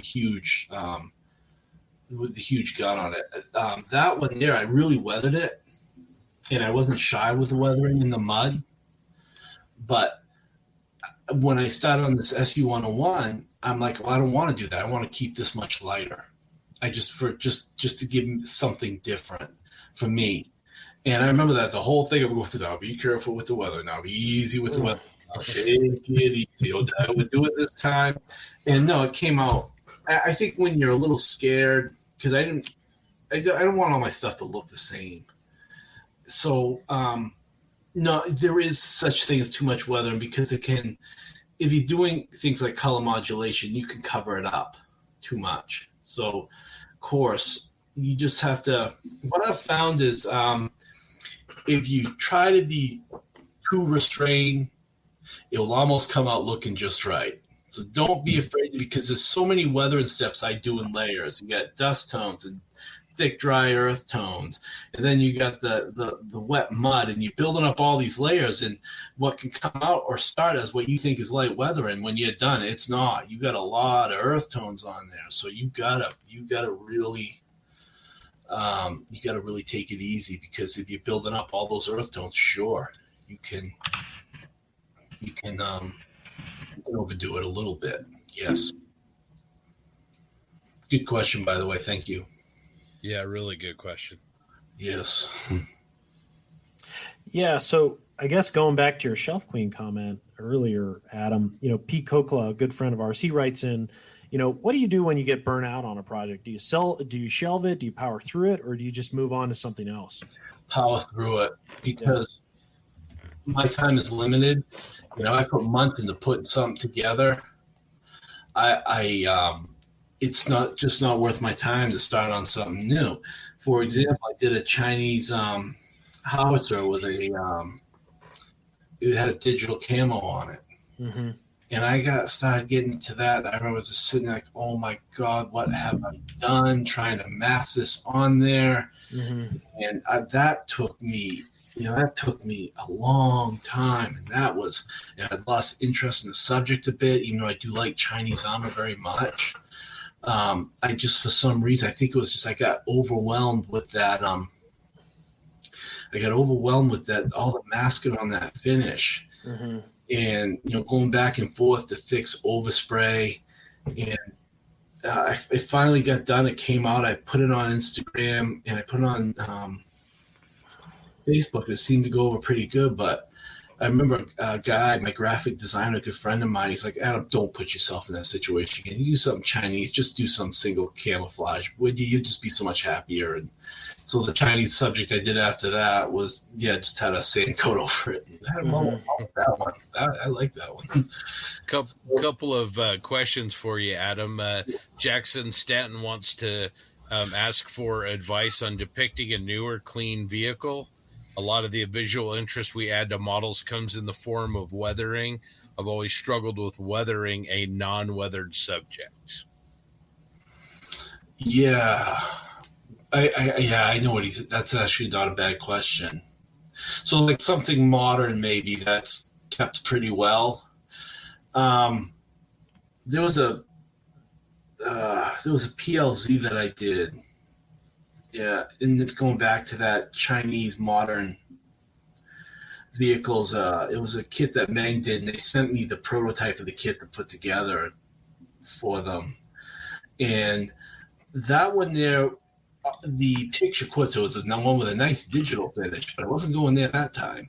So I found one that they were on trials or something, and they had a sand finish on them. They're pretty clean, but what I did was, and this is a great question, I went heavy with the washes, heavy with the shading, and there was like those it's like these I'm sorry for my lack of terminology here for the parts of these vehicles, those rubber flaps on the side that protect the road wheels. What would you call those? Like the skirts? Let's call them skirts. All right, let's call them that.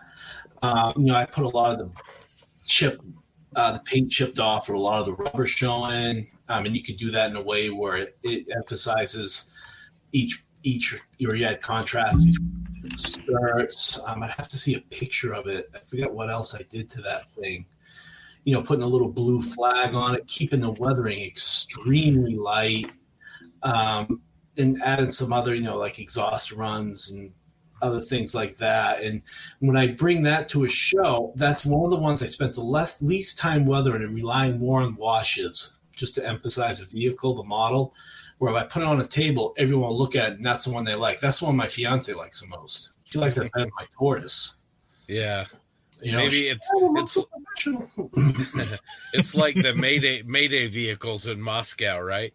Yeah, that would be real tough, but you could do it. I mean, again, just focus on the washes and use that to bring out the different details. I wish we had a photo of that PLZ we could put up. I don't know if I have the power to do it from where I'm sitting. Probably not. But anyway, there's someone asking, would I ever do 1/48th? Yeah, Luke Pitt. Yep. Yeah, and we did a lot of 48 scale stuff at MIG Productions because it's smaller and took less time and would allow us to get the products out on time.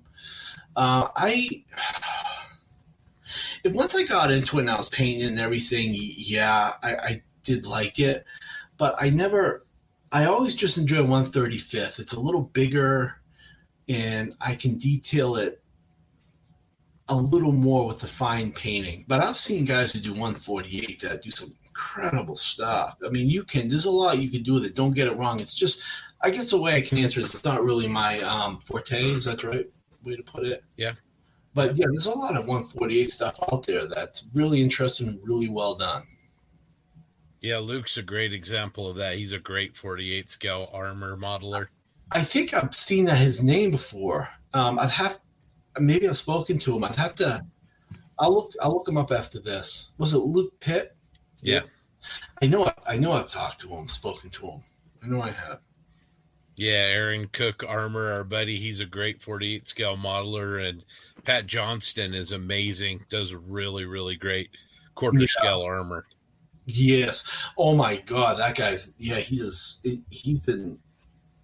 I've been following his work for a number of years. I remember back during the MIG Productions days, that guy would drop something like, oh man, I can do that in 35th.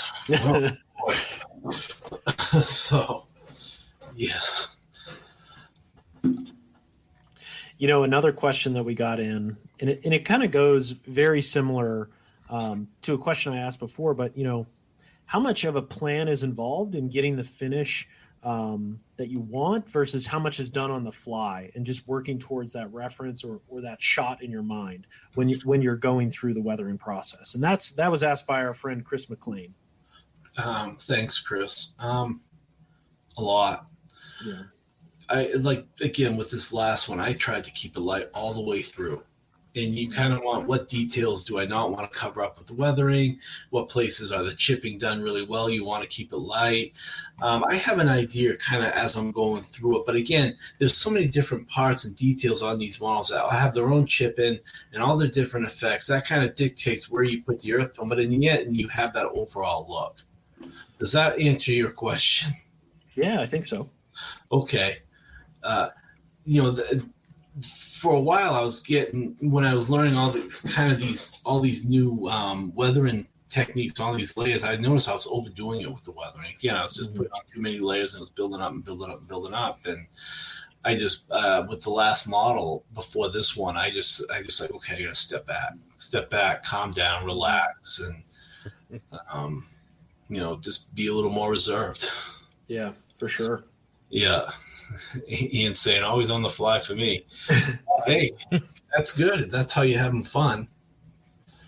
Me cover up my stuff with weathering. Have I done that? I probably have, but I've gotten pretty good where I don't need to as much as I used to. How about that? You take that? Nice. Well, Adam, now I'd love to go back to sharing my screen. Sure. And specifically call out some models that, our listeners and some of us really liked. Mm-hmm. And I know we've been going a little bit over an hour, so if we can keep you a little longer, that'd be awesome. If everyone wants to stay and you guys aren't sick of me yet. No chance. I'm going to bring up this one first. Oh, man. That was so awesome. That was a big productions project, and I am drawing a blank on who came up with that master. Is it Fichtmeyer? Fichtmeyer, yeah. Michael Fichtmeyer from that name, didn't I? Industrial Mechanica. That's why I always called him that too. I never knew I was pronouncing it that incorrectly. Yeah, that one. That was one of the ones where I did for Make Productions where I had all the time I needed to finish it. Like Meg wasn't there a lot. He was doing other stuff, and it was kind of just me there. And we kind of came up with the idea together. Have a modern look on the actual walking part of it, because that's a modern part, and have the KB turret look like it was dragged out of a swamp. Mm-hmm. And that one, that was when I tried the hairspray technique over the rust, and I just couldn't get it to work right. Mm-hmm. So like a lot of the light greens you see on there, I painted by hand. Mm-hmm. And same with like the rust tones, I had to have washes on to get the gun. It's segmented into three parts. I used the green on the edge, and then the two rust tones to break that up. Then the 21 that came out pretty well, and you then put on those big wet effects to break it up further. And that was when I got that part done. I'm like, yeah, okay, that worked. That did a lot. And the light blue fuel tank on the side, I just found some Soviet dry transfers. I don't even know where we got them. They might have been the old Make Productions ones, and used those. Yeah, that was funny. When I put that on Links, which is mostly an armor modeling site, I never thought that would get the response it did. I never thought that would. And yeah, it's watermark. What is that? 2003. It looks. Oh yeah, 9. 3 or 9? Yeah, I can't tell. Yeah, looks kind of 9. That's it is or 3. I don't know. Yeah, 2009. Yeah.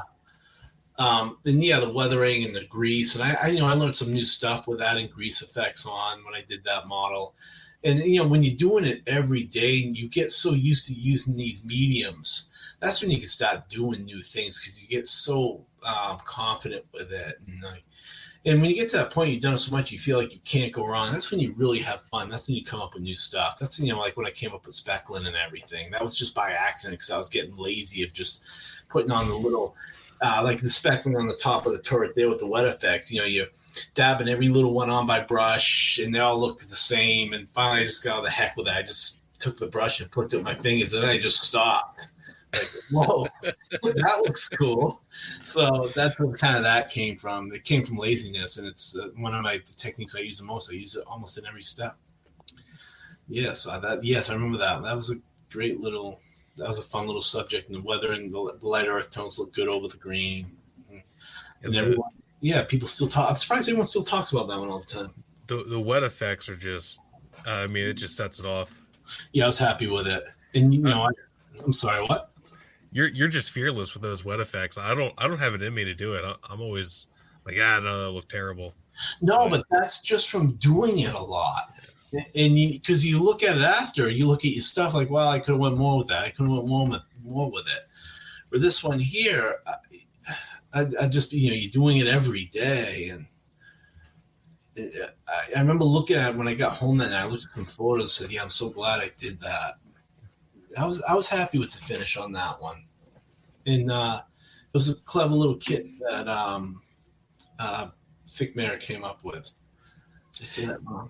Yeah, and you did a Panzer 38T one as well. I don't have a picture of it, but yeah, I like that one better with a flamethrower on the side. Mm-hmm. But that one just seems to be the more popular one that people keep bringing up. Yeah. Yeah. Our buddy Ian Bonner wants to know if there's a technique or step that you dread when you're doing a model, something you have to do, but you really don't like to do. Yeah, painting markings on by hand. That's a great question, and that is stressful. Like this one here, this E50. I had all the dry transfers for those German markings, but in the past, you're using a white pencil. Spelling. Realizing when I'm done, I spelled Soviet slogans incorrectly, so I go back over it. And, that's the answer to your question. Painting markings on by hand. Yeah, this is another great one, Adam. This has kind of surprised me. This was one of your first kind of modern builds in a long time, if I recall right. Yeah, Scale Model Addict. And I remember reading, I've never liked the M113. I always thought it was kind of boring, even though as time's gone on, I do like Vietnam era subjects, especially some of the American stuff that was there. But this one. Someone came up with that slogan idea and asked me to do this for a magazine on Vietnam era armor. And yeah, that one came out pretty good. What was good about that one was I had a book with a lot of colored photos in it. I was able to get the earth tones looking pretty good. They look pretty accurate to me, but the big thing was I wanted to kind of make it about the figures. Yvonne Cocker painted those for me. And as I'm building this thing and waiting for him to send those figures back, I'm like, well, I just paid him for these. I hope the heck I can get them to fit on this thing and look natural. And they just did. It just worked. Mm-hmm. It just worked.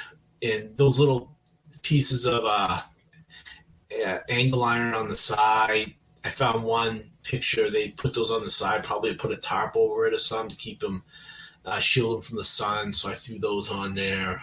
And again, I wasn't afraid with the wet effects. I mean, this is a top picture of that. Heavy wet effects on the roof. It just worked. Yeah, like if you zoom out on that a bit, yeah, with the mud tones and everything. It's hard to get mud tones to or wet earth tones to be that glossy because a lot of the earth tones that you use they're from matte. I think those are like matte enamel paints, so it's real hard to give them this real glossy wet look. But for some reason on this one, it really came out. And all the Verlinden, the boxes and the cooler. Yeah, and the contrast of the dried dirt left over from the water and then the wet, the wet, muddy stuff is great. Sure. Great. Yeah. Well, the thing is like that stowage on there, that's an example of it. You're going to put stowage on a vehicle. You got to make it look as weathered as the rest of the vehicle. And that was a mistake people used to make. Not as much anymore, though. I see a lot of people, they don't make that mistake anymore. They're weathering the stowage, too, and it all looks right. Yeah. Yeah. Well, Bob wants to know, after the build, what part of the process of painting, weathering, and distressing is your favorite? Probably the wet effects. That's when you can really start breaking up parts, adding contrast. And I enjoy the chipping too, but man, that is a long process, and my eyesight isn't what it was. So, you're under the optimizer all day, chipping a model all morning and all afternoon, and Catherine comes home from work, I'm feeling more tired than on a regular day with the kids in the classroom, but I do enjoy it. Now, but probably get into the final of weather and effects, grease tones, wet effects. So that's when you can really add some different stuff and if you apply it properly and you know what you're doing, you can even give your model a bit of a different look. I think you can make it stick out from other models that are finished in a similar way, because a lot of us these days are all using similar techniques. Got another question. Adam, you've talked in the past about letting the model talk to you. Do any of these finished models cry out to you for one more edition?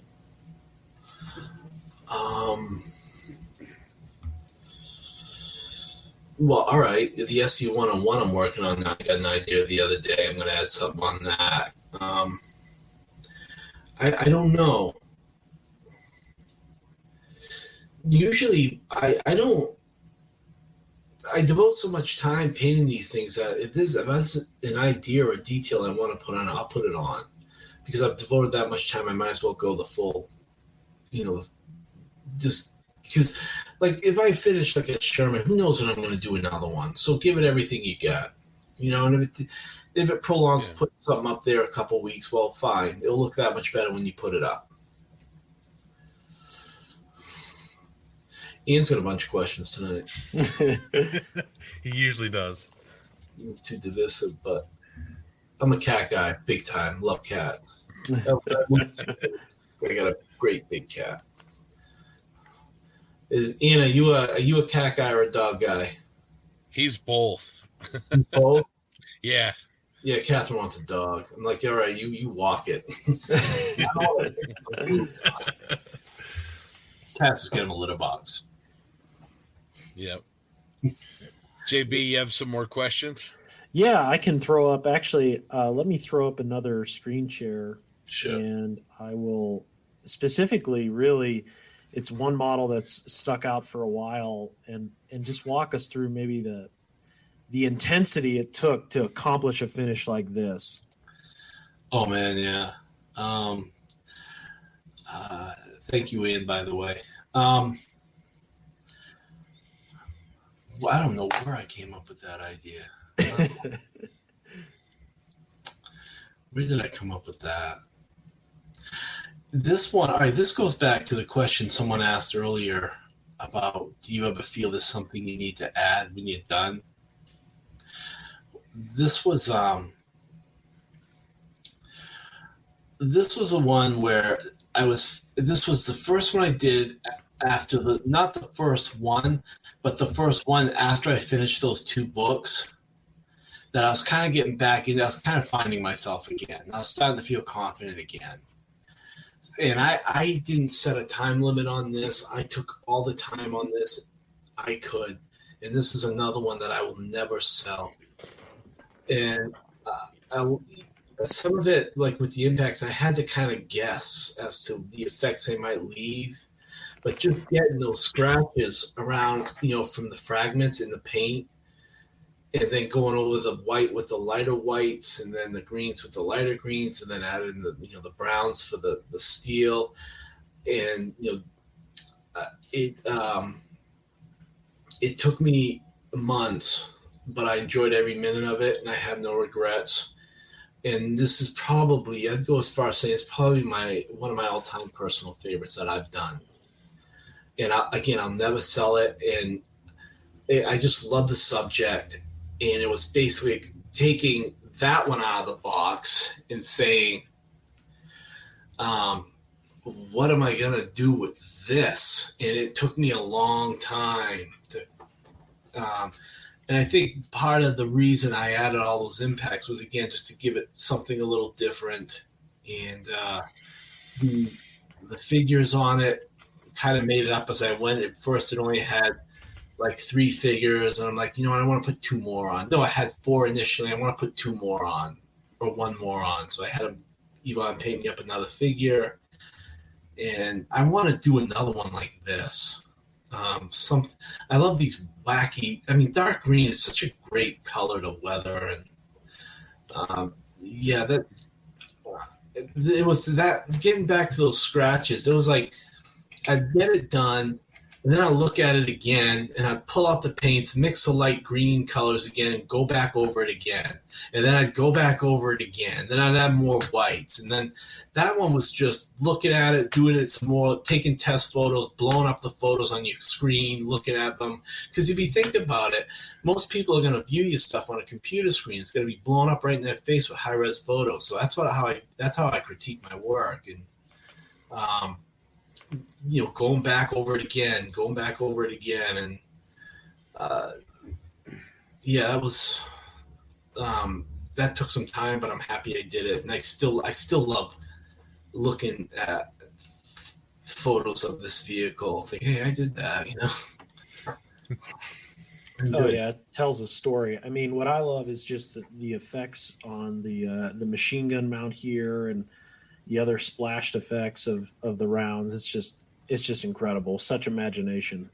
Thank you. Thank you very much. And that was where, like the lighter sheet metal parts in there, like the visor over the periscope and the fenders. Mm-hmm. I chipped those with more of a blue steel tone to try to break the chipping apart that way. I didn't pull any punches on this one. No, it's next level. It's beautiful, beautiful kit. It really is. Yeah, thank you. I'm glad you put that photo up there. I'm glad you like it. Darren Cook wants to know how the hell you made such realistic impact marks. Take a soldering iron, just a soldering iron. But there's people doing other stuff out there with putty to help add. I didn't use any putty or anything. Like they'll put a hole in it, then they'll take putty, put it inside the hole, and they push something like a pencil or something in the hole, and you see that putty effect come out. I didn't do that with this one. The whole thing was done with a soldering iron, and then I took the knife, a hobby knife, and I cut out the parts of the impacts where the plastic didn't look right, and then I took that same soldering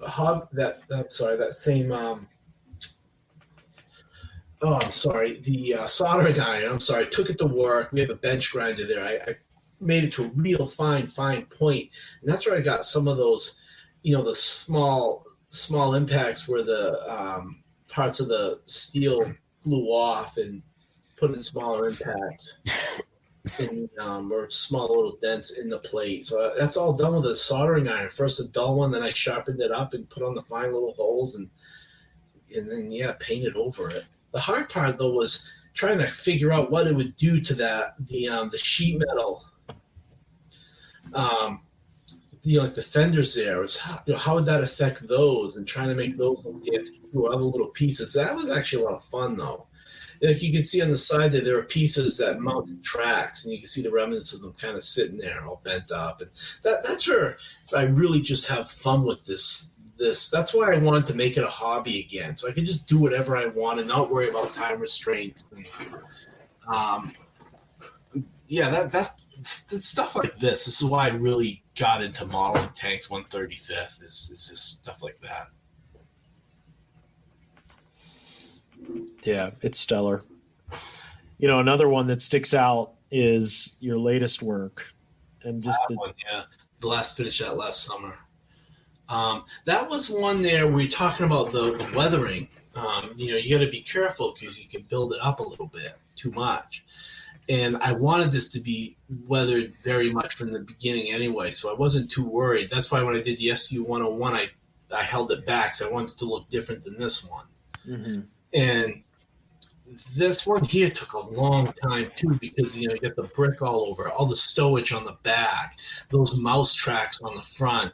But this one where I ran into problems with it was the camouflage is a little complex, and I found that it was difficult to break up the model after with the earth tones and the washes and everything, because the camouflage was breaking up the earth tones and the washes too, if that makes any sense. Mm-hmm. So if you're going to do complex camouflages, just be careful. Because this is one of my favorite subjects. This is another Soviet prototype, and I crawled all over this thing at Kubinka, and it's if I could steal one tank and put it in my backyard, it'd probably be this one. Mm-hmm. And part of me, though, is with all the detail I put on it, I there's a part of me inside that wishes I didn't put so much of this extra detail all over it, because I just like the way the vehicle looks. I like the overall shape of it. Yeah. You know, it's such an awesome looking self-propelled gun, you know, or tank destroyer. Yeah, through model tracks. But it's still, though, you know, like the hardest part was all that that mattress, the bed spring armor they call it on the side. Well, that, like, getting all that and all those angles and everything. Yeah, that was fun too. But again, you know, the bricks, those tarps you see under there, that was kind of, all right, we talked about that earlier. I had that envisioned when I started, okay? And I had like brick that would fall behind that armor and everything, but it just took a long time to paint. And that took a good part of the beginning of last summer. I'd get up, take a walk, come home. I was working on that and, you know, listening to audio books on YouTube and yeah, then just painting just the screening on there and trying to make it look like rusted steel, but yet trying to break it up at the same time. Mm-hmm. You can't skimp on any of it if you want to do it right. And yeah, that was a project, but that was a lot of fun too, and I got to be really creative with it. Yeah, for sure. Yeah, I remember when you were painting it and you had a picture of it without any of this stuff on it. Yeah, yes. And it was the turquoise and the, you know, all of the colors. It was like, whoa. And then what you've transformed it into is unbelievable. Thank you. Yeah, and yeah, a lot of copper sheet on that one. Mm-hmm. And I think what I did was I hand painted that over the hairspray, and I chipped it. So you can, if you're quick, you can hand paint over hairspray once you've applied it. But again, if you took all that stuff off, that model still by itself, just the shape of it looks cool too. Yeah. So sometimes I wish I didn't do all that work, but sometimes I like it. It just depends on the mood I'm in that day. No, it certainly adds to it. And yes. Here's the Chinese SPG that you were talking about. That was one someone asked me earlier, did I ever get in the middle of a project and ran into a block and like, oh my God, I don't want to do this. That was this one. Mm-hmm. But I like the way it came out. I think that, you know, and here's the thing, I wanted to just challenge myself to a digital camouflage and a complex one at that, just so I have it in my display case. But I don't have it in my display case, and I forgot where this one went. Mm-hmm. I forgot. Yeah, it's great. I love the digital scheme. Yeah, and it's a great kit. It's a really cool. You know, the Chinese armors is really interesting. You know, it looks Soviet, but it's not. And they use these really cool camouflages, and you know, Chinese they're interesting people. That was I finally got it done. You know, I added some snow on the running gear from a reference photo I saw, and that was a nice one to get done. I mean, I was glad to have it, but boy, that was some work. Yeah. Jonathan Anderson, our buddy Scale Model Doc, wants to know how many tape trees died for this build. Oh my God. No, actually there were stencils that I got, and I forgot who the manufacturer was. And I just found them by accident one day when I was researching this thing. And thank God, because I don't know how I would have done that otherwise, but I was going to try. And I had David Parker send me this model. And when the guy found out who I was, he sent me a couple extras too. So having those extra sets allowed me to, you know, break them apart and put them. Thank God he did that. I wasn't even smart enough to ask him for a couple. So Yeah, oh man, just the masking. And some of that stuff too, I couldn't mask around the details, so I just had to airbrush it, then go back and paint it by brush. And yeah, a lot of cussing on that one. A lot of, oh my God, what did I get myself into? At the same time, I promised an article and blah, blah, blah. There's the one we were talking about. This one, someone was asking, keeping the weathering to a bare minimum.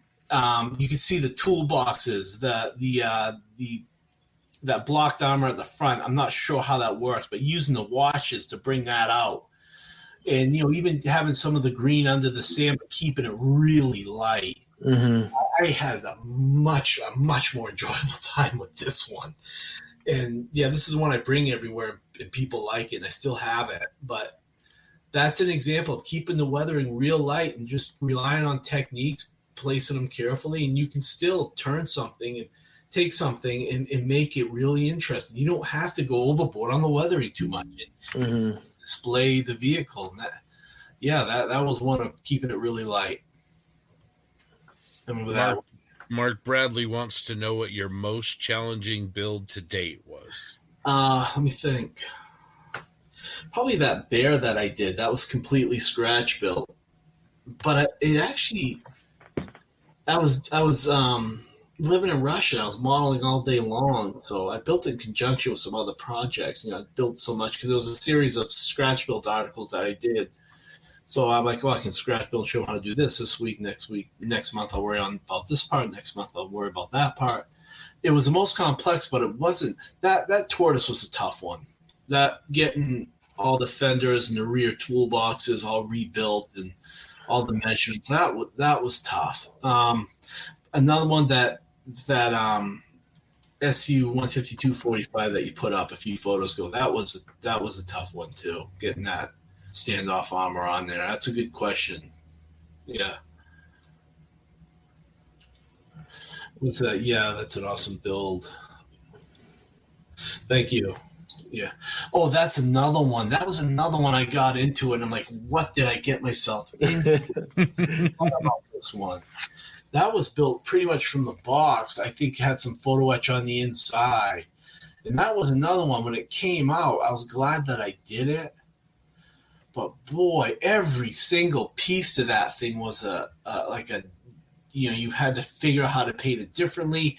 I had folders and folders of images I found on the web of painted steel plates just to try to make them all look different. And just in talking about, someone asked me what I hate doing the most, painting those texts on the side there, those Soviet lettering on there. That was a tough afternoon. A lot of swearing. Yeah, but it looks okay. Thank God. Yeah, I remember that. That was a major project. Yeah, that one too, huh? I love the blue modulation. Me too. That's one of my favorite ones with color modulation. I really like that one too. And that was when I started using the gradient, starting with the highlights at the bottom to kind of focus more on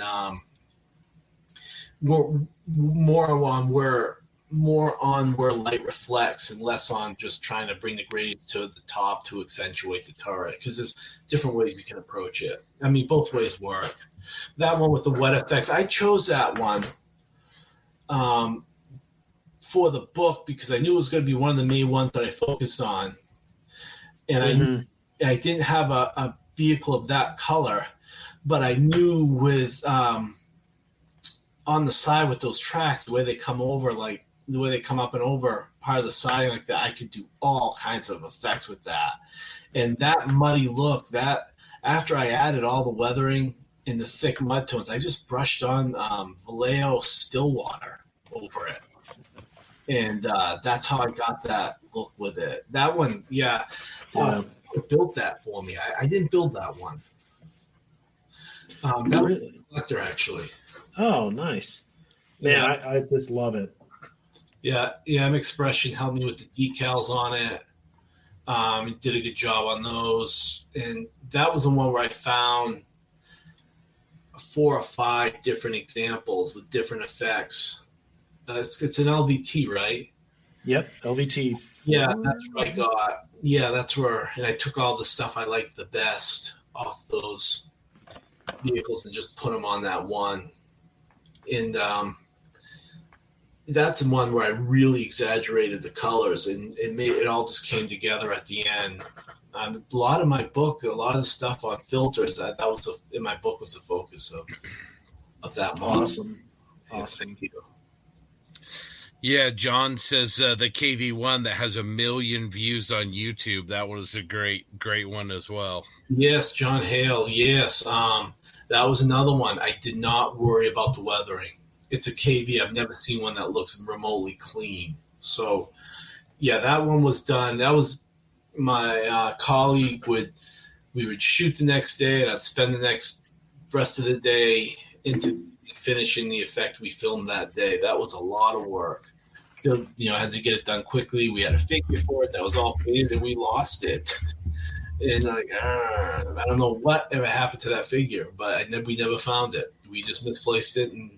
But yeah, those videos were that was a lot of work too. So putting together those videos and everything, and of course, you run into disagreements and you're tired, so there was a little back and forth, but that happens. But at the end, we were both happy with what we got. Nice.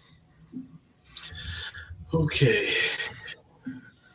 Well, how we doing on time, Adam? You still got a few more minutes with us? Yeah, sure. People are still interested. Can someone read that? What is that? What is it? Hey, PP and Adam.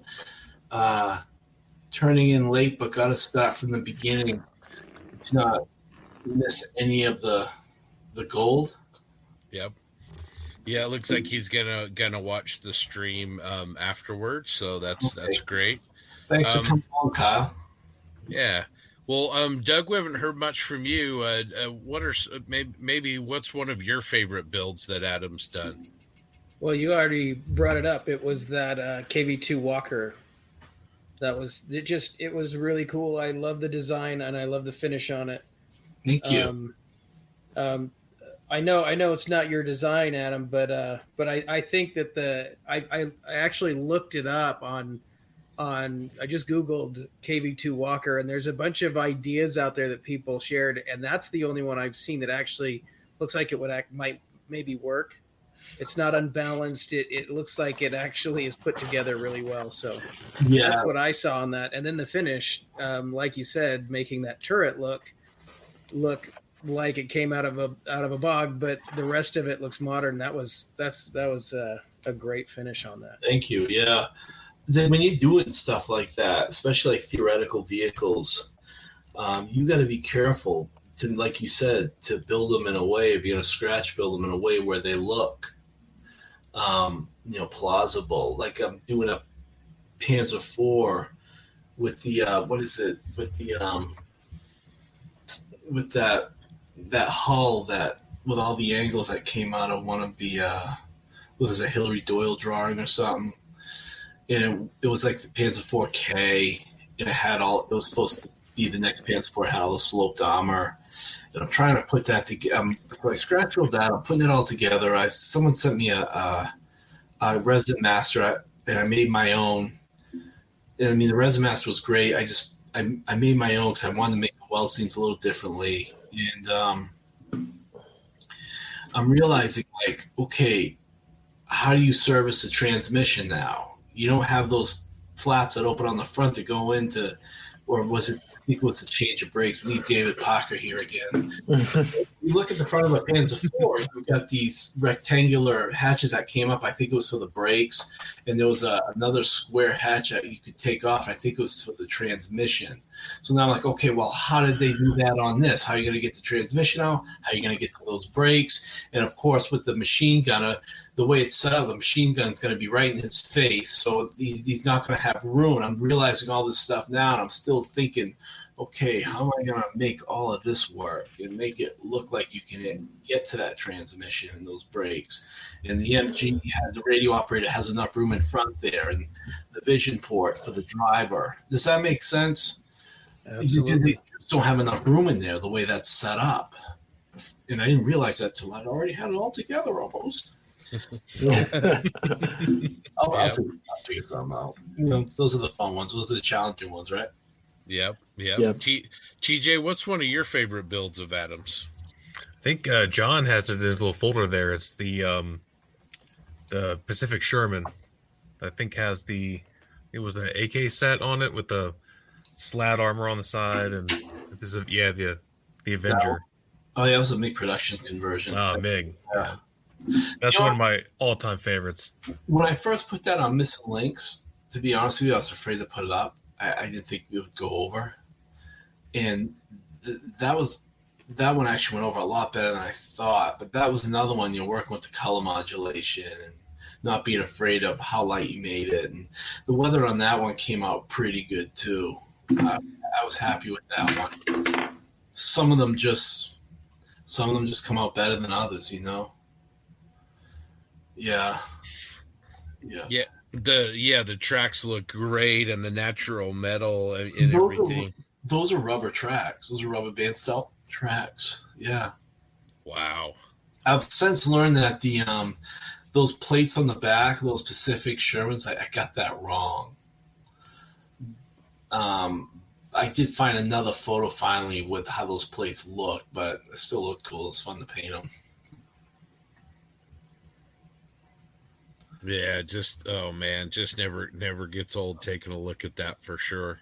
Well, that conversion too, it comes with a stencil to make that little slogan on the side.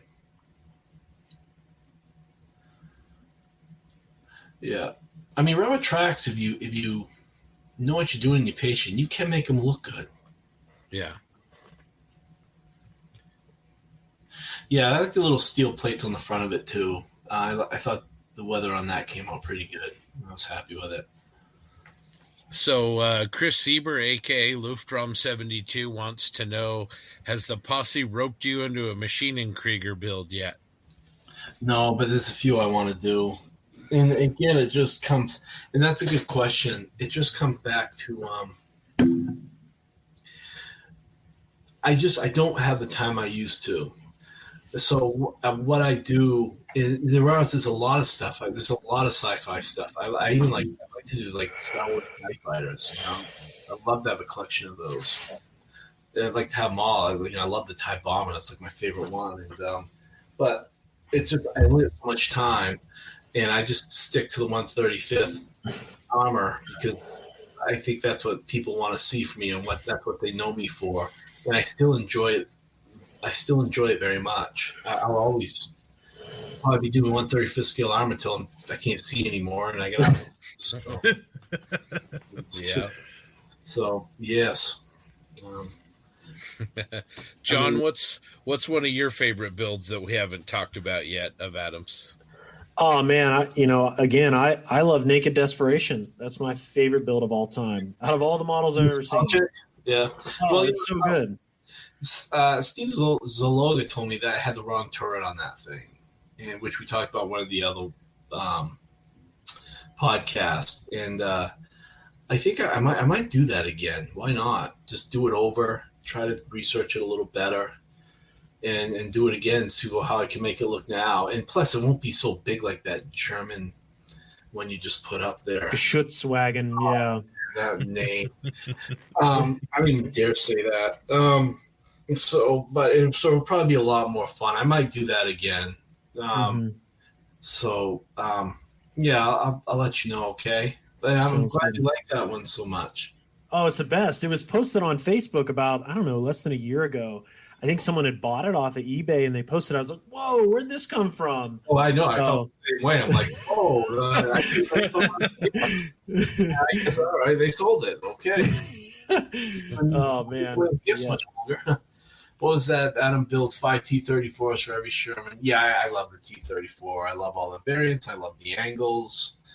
I do like Shermans too, though, very much, especially now more so than I did. I enjoy it much more. But the T-34, I've built so much of them. I know so much. I know where the flaws are in all the kits. I know how to put together the photo etch, and I can do it pretty quick. But there's some cool Shermans out there people have done over the recent years, and Sherman was also a very important vehicle like the T-34. They had a lot in common. Mass-produced, simple to maintain, operate, and train people on, and, important medium tanks.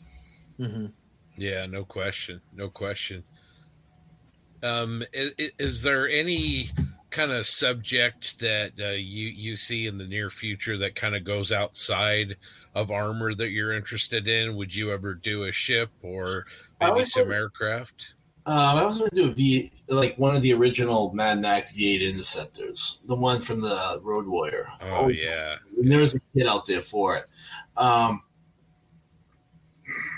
Just probably some Star Wars stuff like TIE Fighters and everything. Like those, what is it?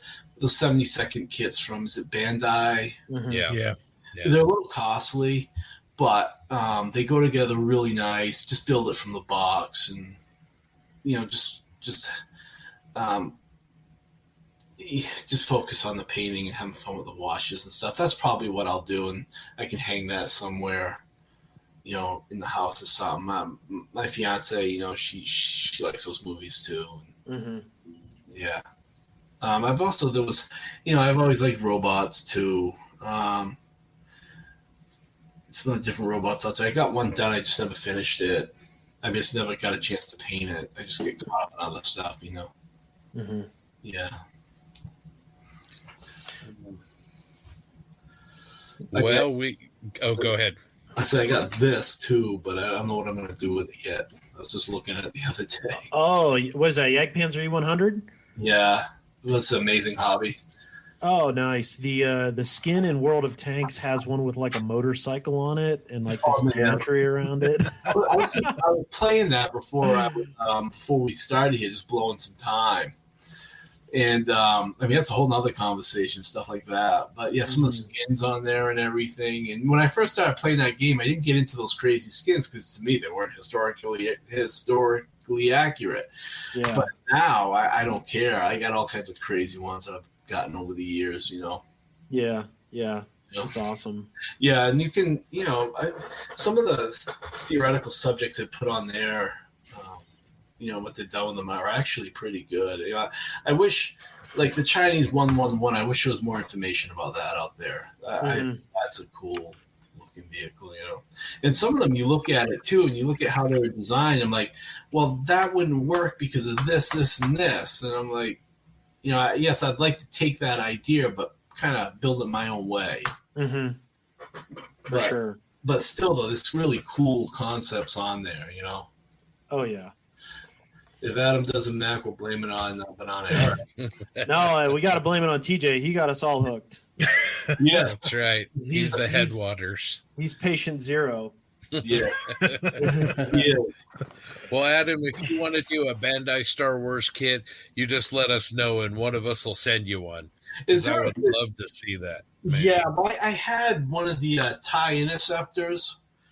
But it broke when I moved home from Spain. I had it in my suitcase and it broke. But is there a good 70-second kit of the TIE bomber out there? Not yet. Unfortunately not. Yeah, I'm only getting resin, and I don't dare touch that. Yeah. But even just having one of the regular TIE fighters, or the Darth Vader one was awesome too. If you're a Star Wars fan, that was actually a prototype in the movie. I thought that was cool. That was cool. And some of the ones in the new ones too. What was it? My favorite new Star Wars movie, Rogue One. In my opinion, the only real good one that fits in with the old ones. The TIE fighter they had in there, I forgot to name it. And there was a 70-second kit out for that too. Striker. Yeah. It's like kind of the solar panels are kind of like over the pod. Yeah, I love that one. That's cool. That's really cool. What's this? Scale model dog. Oh, hey, he's from Instagram, I think. Yeah. Yes, I've seen him on Instagram. I love that. I like his, what is that? The picture's avatar? Is that what you call it? Yeah. Yes. Yes. Yeah, I know who he is. Does good stuff. Yeah, Jonathan's a good dude. Good dude. We're in a chat group with him. Yeah, good guy. Really cool. Yes. Nice. All right, we got another serious question for you here. Okay, from Pete. Yep. Well, why would you ask? What is it, Adam? Mandalorian book or Boba Fett? Aren't they both about Boba Fett? Or I'm sorry, I don't quite understand the question. You say, which one do you like better, Mandalorian or the Book of Boba Fett? Have you watched either of those shows? No, I don't have them. They're only on they're only on like Disney, right? I don't have it. But my one of my students did let me steal his password for days. When students left class, I stayed a little late in the classroom watching it, and I really do like. I like the Mandalorian. I loved it with was it RG-88. Yeah, Get him in there. I thought that was great. I really they just kill him off, but I thought that was great because when I was a kid, he was like one of my favorite those little figures you had that you wish you kept and didn't blow up with firecrackers and stuff. You do the Roberto Aguilera collection. That was always man, it looked so different. It was just a cool looking droid. So everyone loved the droids. That's much character. That's what made Star Wars. One of the things that made Star Wars special was the character the robots had, the battle damage all over the ships, the weathering. The universe looked old. And as a kid, I'd never seen that before. I remember just looking at the pictures. The impacts on like one of those little skimmers there. The Jabba the Hutt had when they went to the Sarlacc. It's called. Yeah, Sarlacc pit. Pit of Carcoon. Yeah, I was looking at a picture and a nice color picture. You see Harrison Ford and Carrie Fisher up there all dressed up, and you see a big impact in the front of it. And actually, it was a friend who pointed out to me. We were in a store. He pointed out to me, "Wow, look at that impact on it!" Like, yeah, and then my head's already, spinning. We're gonna do that. So, yes. So, is the Book of Boba Fett good too, or? Yeah, it's all right. Yeah. It's really, I think it's really kind of part of the Mandalorian. It's all kind of a story. It's really, really well done, I think, overall. So. Okay. Well, everyone loves Boba Fett, right? Oh, yeah. Right on. Awesome. Well, we're at 2 hours, Adam. Man, what a treat for you joining us tonight and reminiscing with John about some of your older kits and getting to kind of get into your head a little bit with your weathering and finishing advice. And thanks to all of you out there who have listened and asked Adam questions. Man, what a treat to spend some time with you, Adam. Well, look, thanks for having me on. I appreciate all the questions. And if I looked a little tired, I apologize. It was a busy and it's always, John, it's always nice to go back to the old days. That was a great idea of yours. And, guys, thank you so much for having me on. It means a lot. I'm glad that people still want to hear what I have to say. Absolutely. Right. Yep. All right. Well, thanks. Again, everybody, thank you, Adam, for joining us. We'll do more of these lives in the future.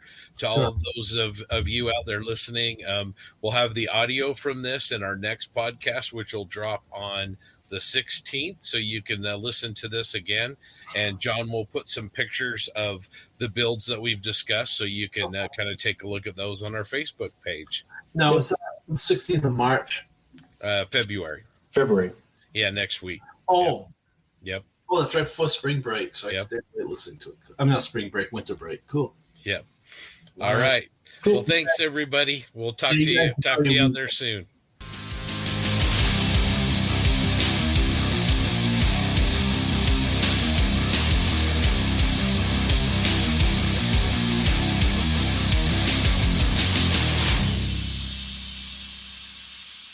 Hopefully we'll see some of you in Seattle on February 19th and 20th, and in Denver, March 12th, and maybe even Richmond. Please join us again in 2 weeks for episode number 40. Remember that you can send us your feedback and suggestions to plasticpossepodcast@gmail.com. We'd also like to thank our sponsors, Tankraft and Sean's Custom Model Tools. Until next time, to all of you out there in the posse, hoping each and every one of you make some time to spend at your bench. Yeehaw! Yeah, buddy.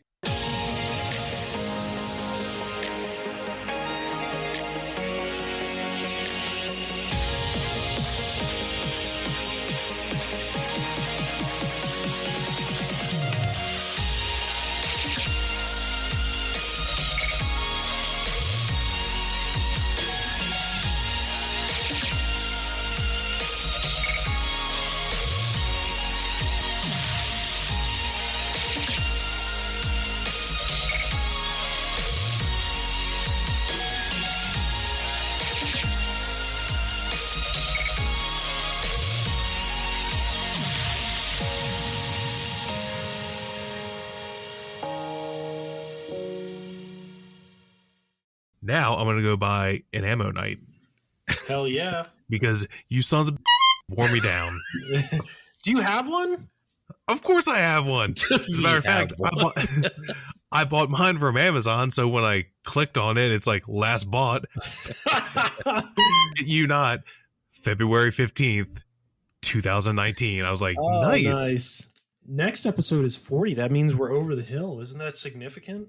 Yeah. I would say so. That's pretty good.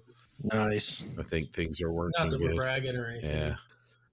I would also like to use this time to vent about Aaron because that son of that gonk, Doug, you need to see this thing. It's awesome. It's good. He's It's got a real gonk. good. He's got a gonk droid, and when we were talking about all the that we haven't done, he's got like 15 models. One of them's a gonk droid. He sent us a picture of it. I'm like, dude, that thing's like an hour away from being done. Like, what are you doing? Yeah. He's like, oh, I don't know what to do with it. I'm like, okay, it's blue and red, like dark blue and red. I was like, okay, Tamiya buff pre-dust, heavy dust wash, dust streaking, throw some oil on it, done. I mean, you're there. And he's like, oh, I don't know if I can do that. I'm like, what? What are you talking about? Chat. Most people would call that done. Yeah, and that's what I told him. I was like, yeah, it's fantastic.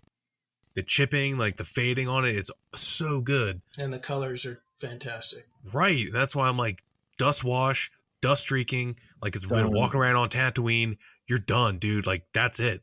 That's all you have to do. He's like, oh, I don't know.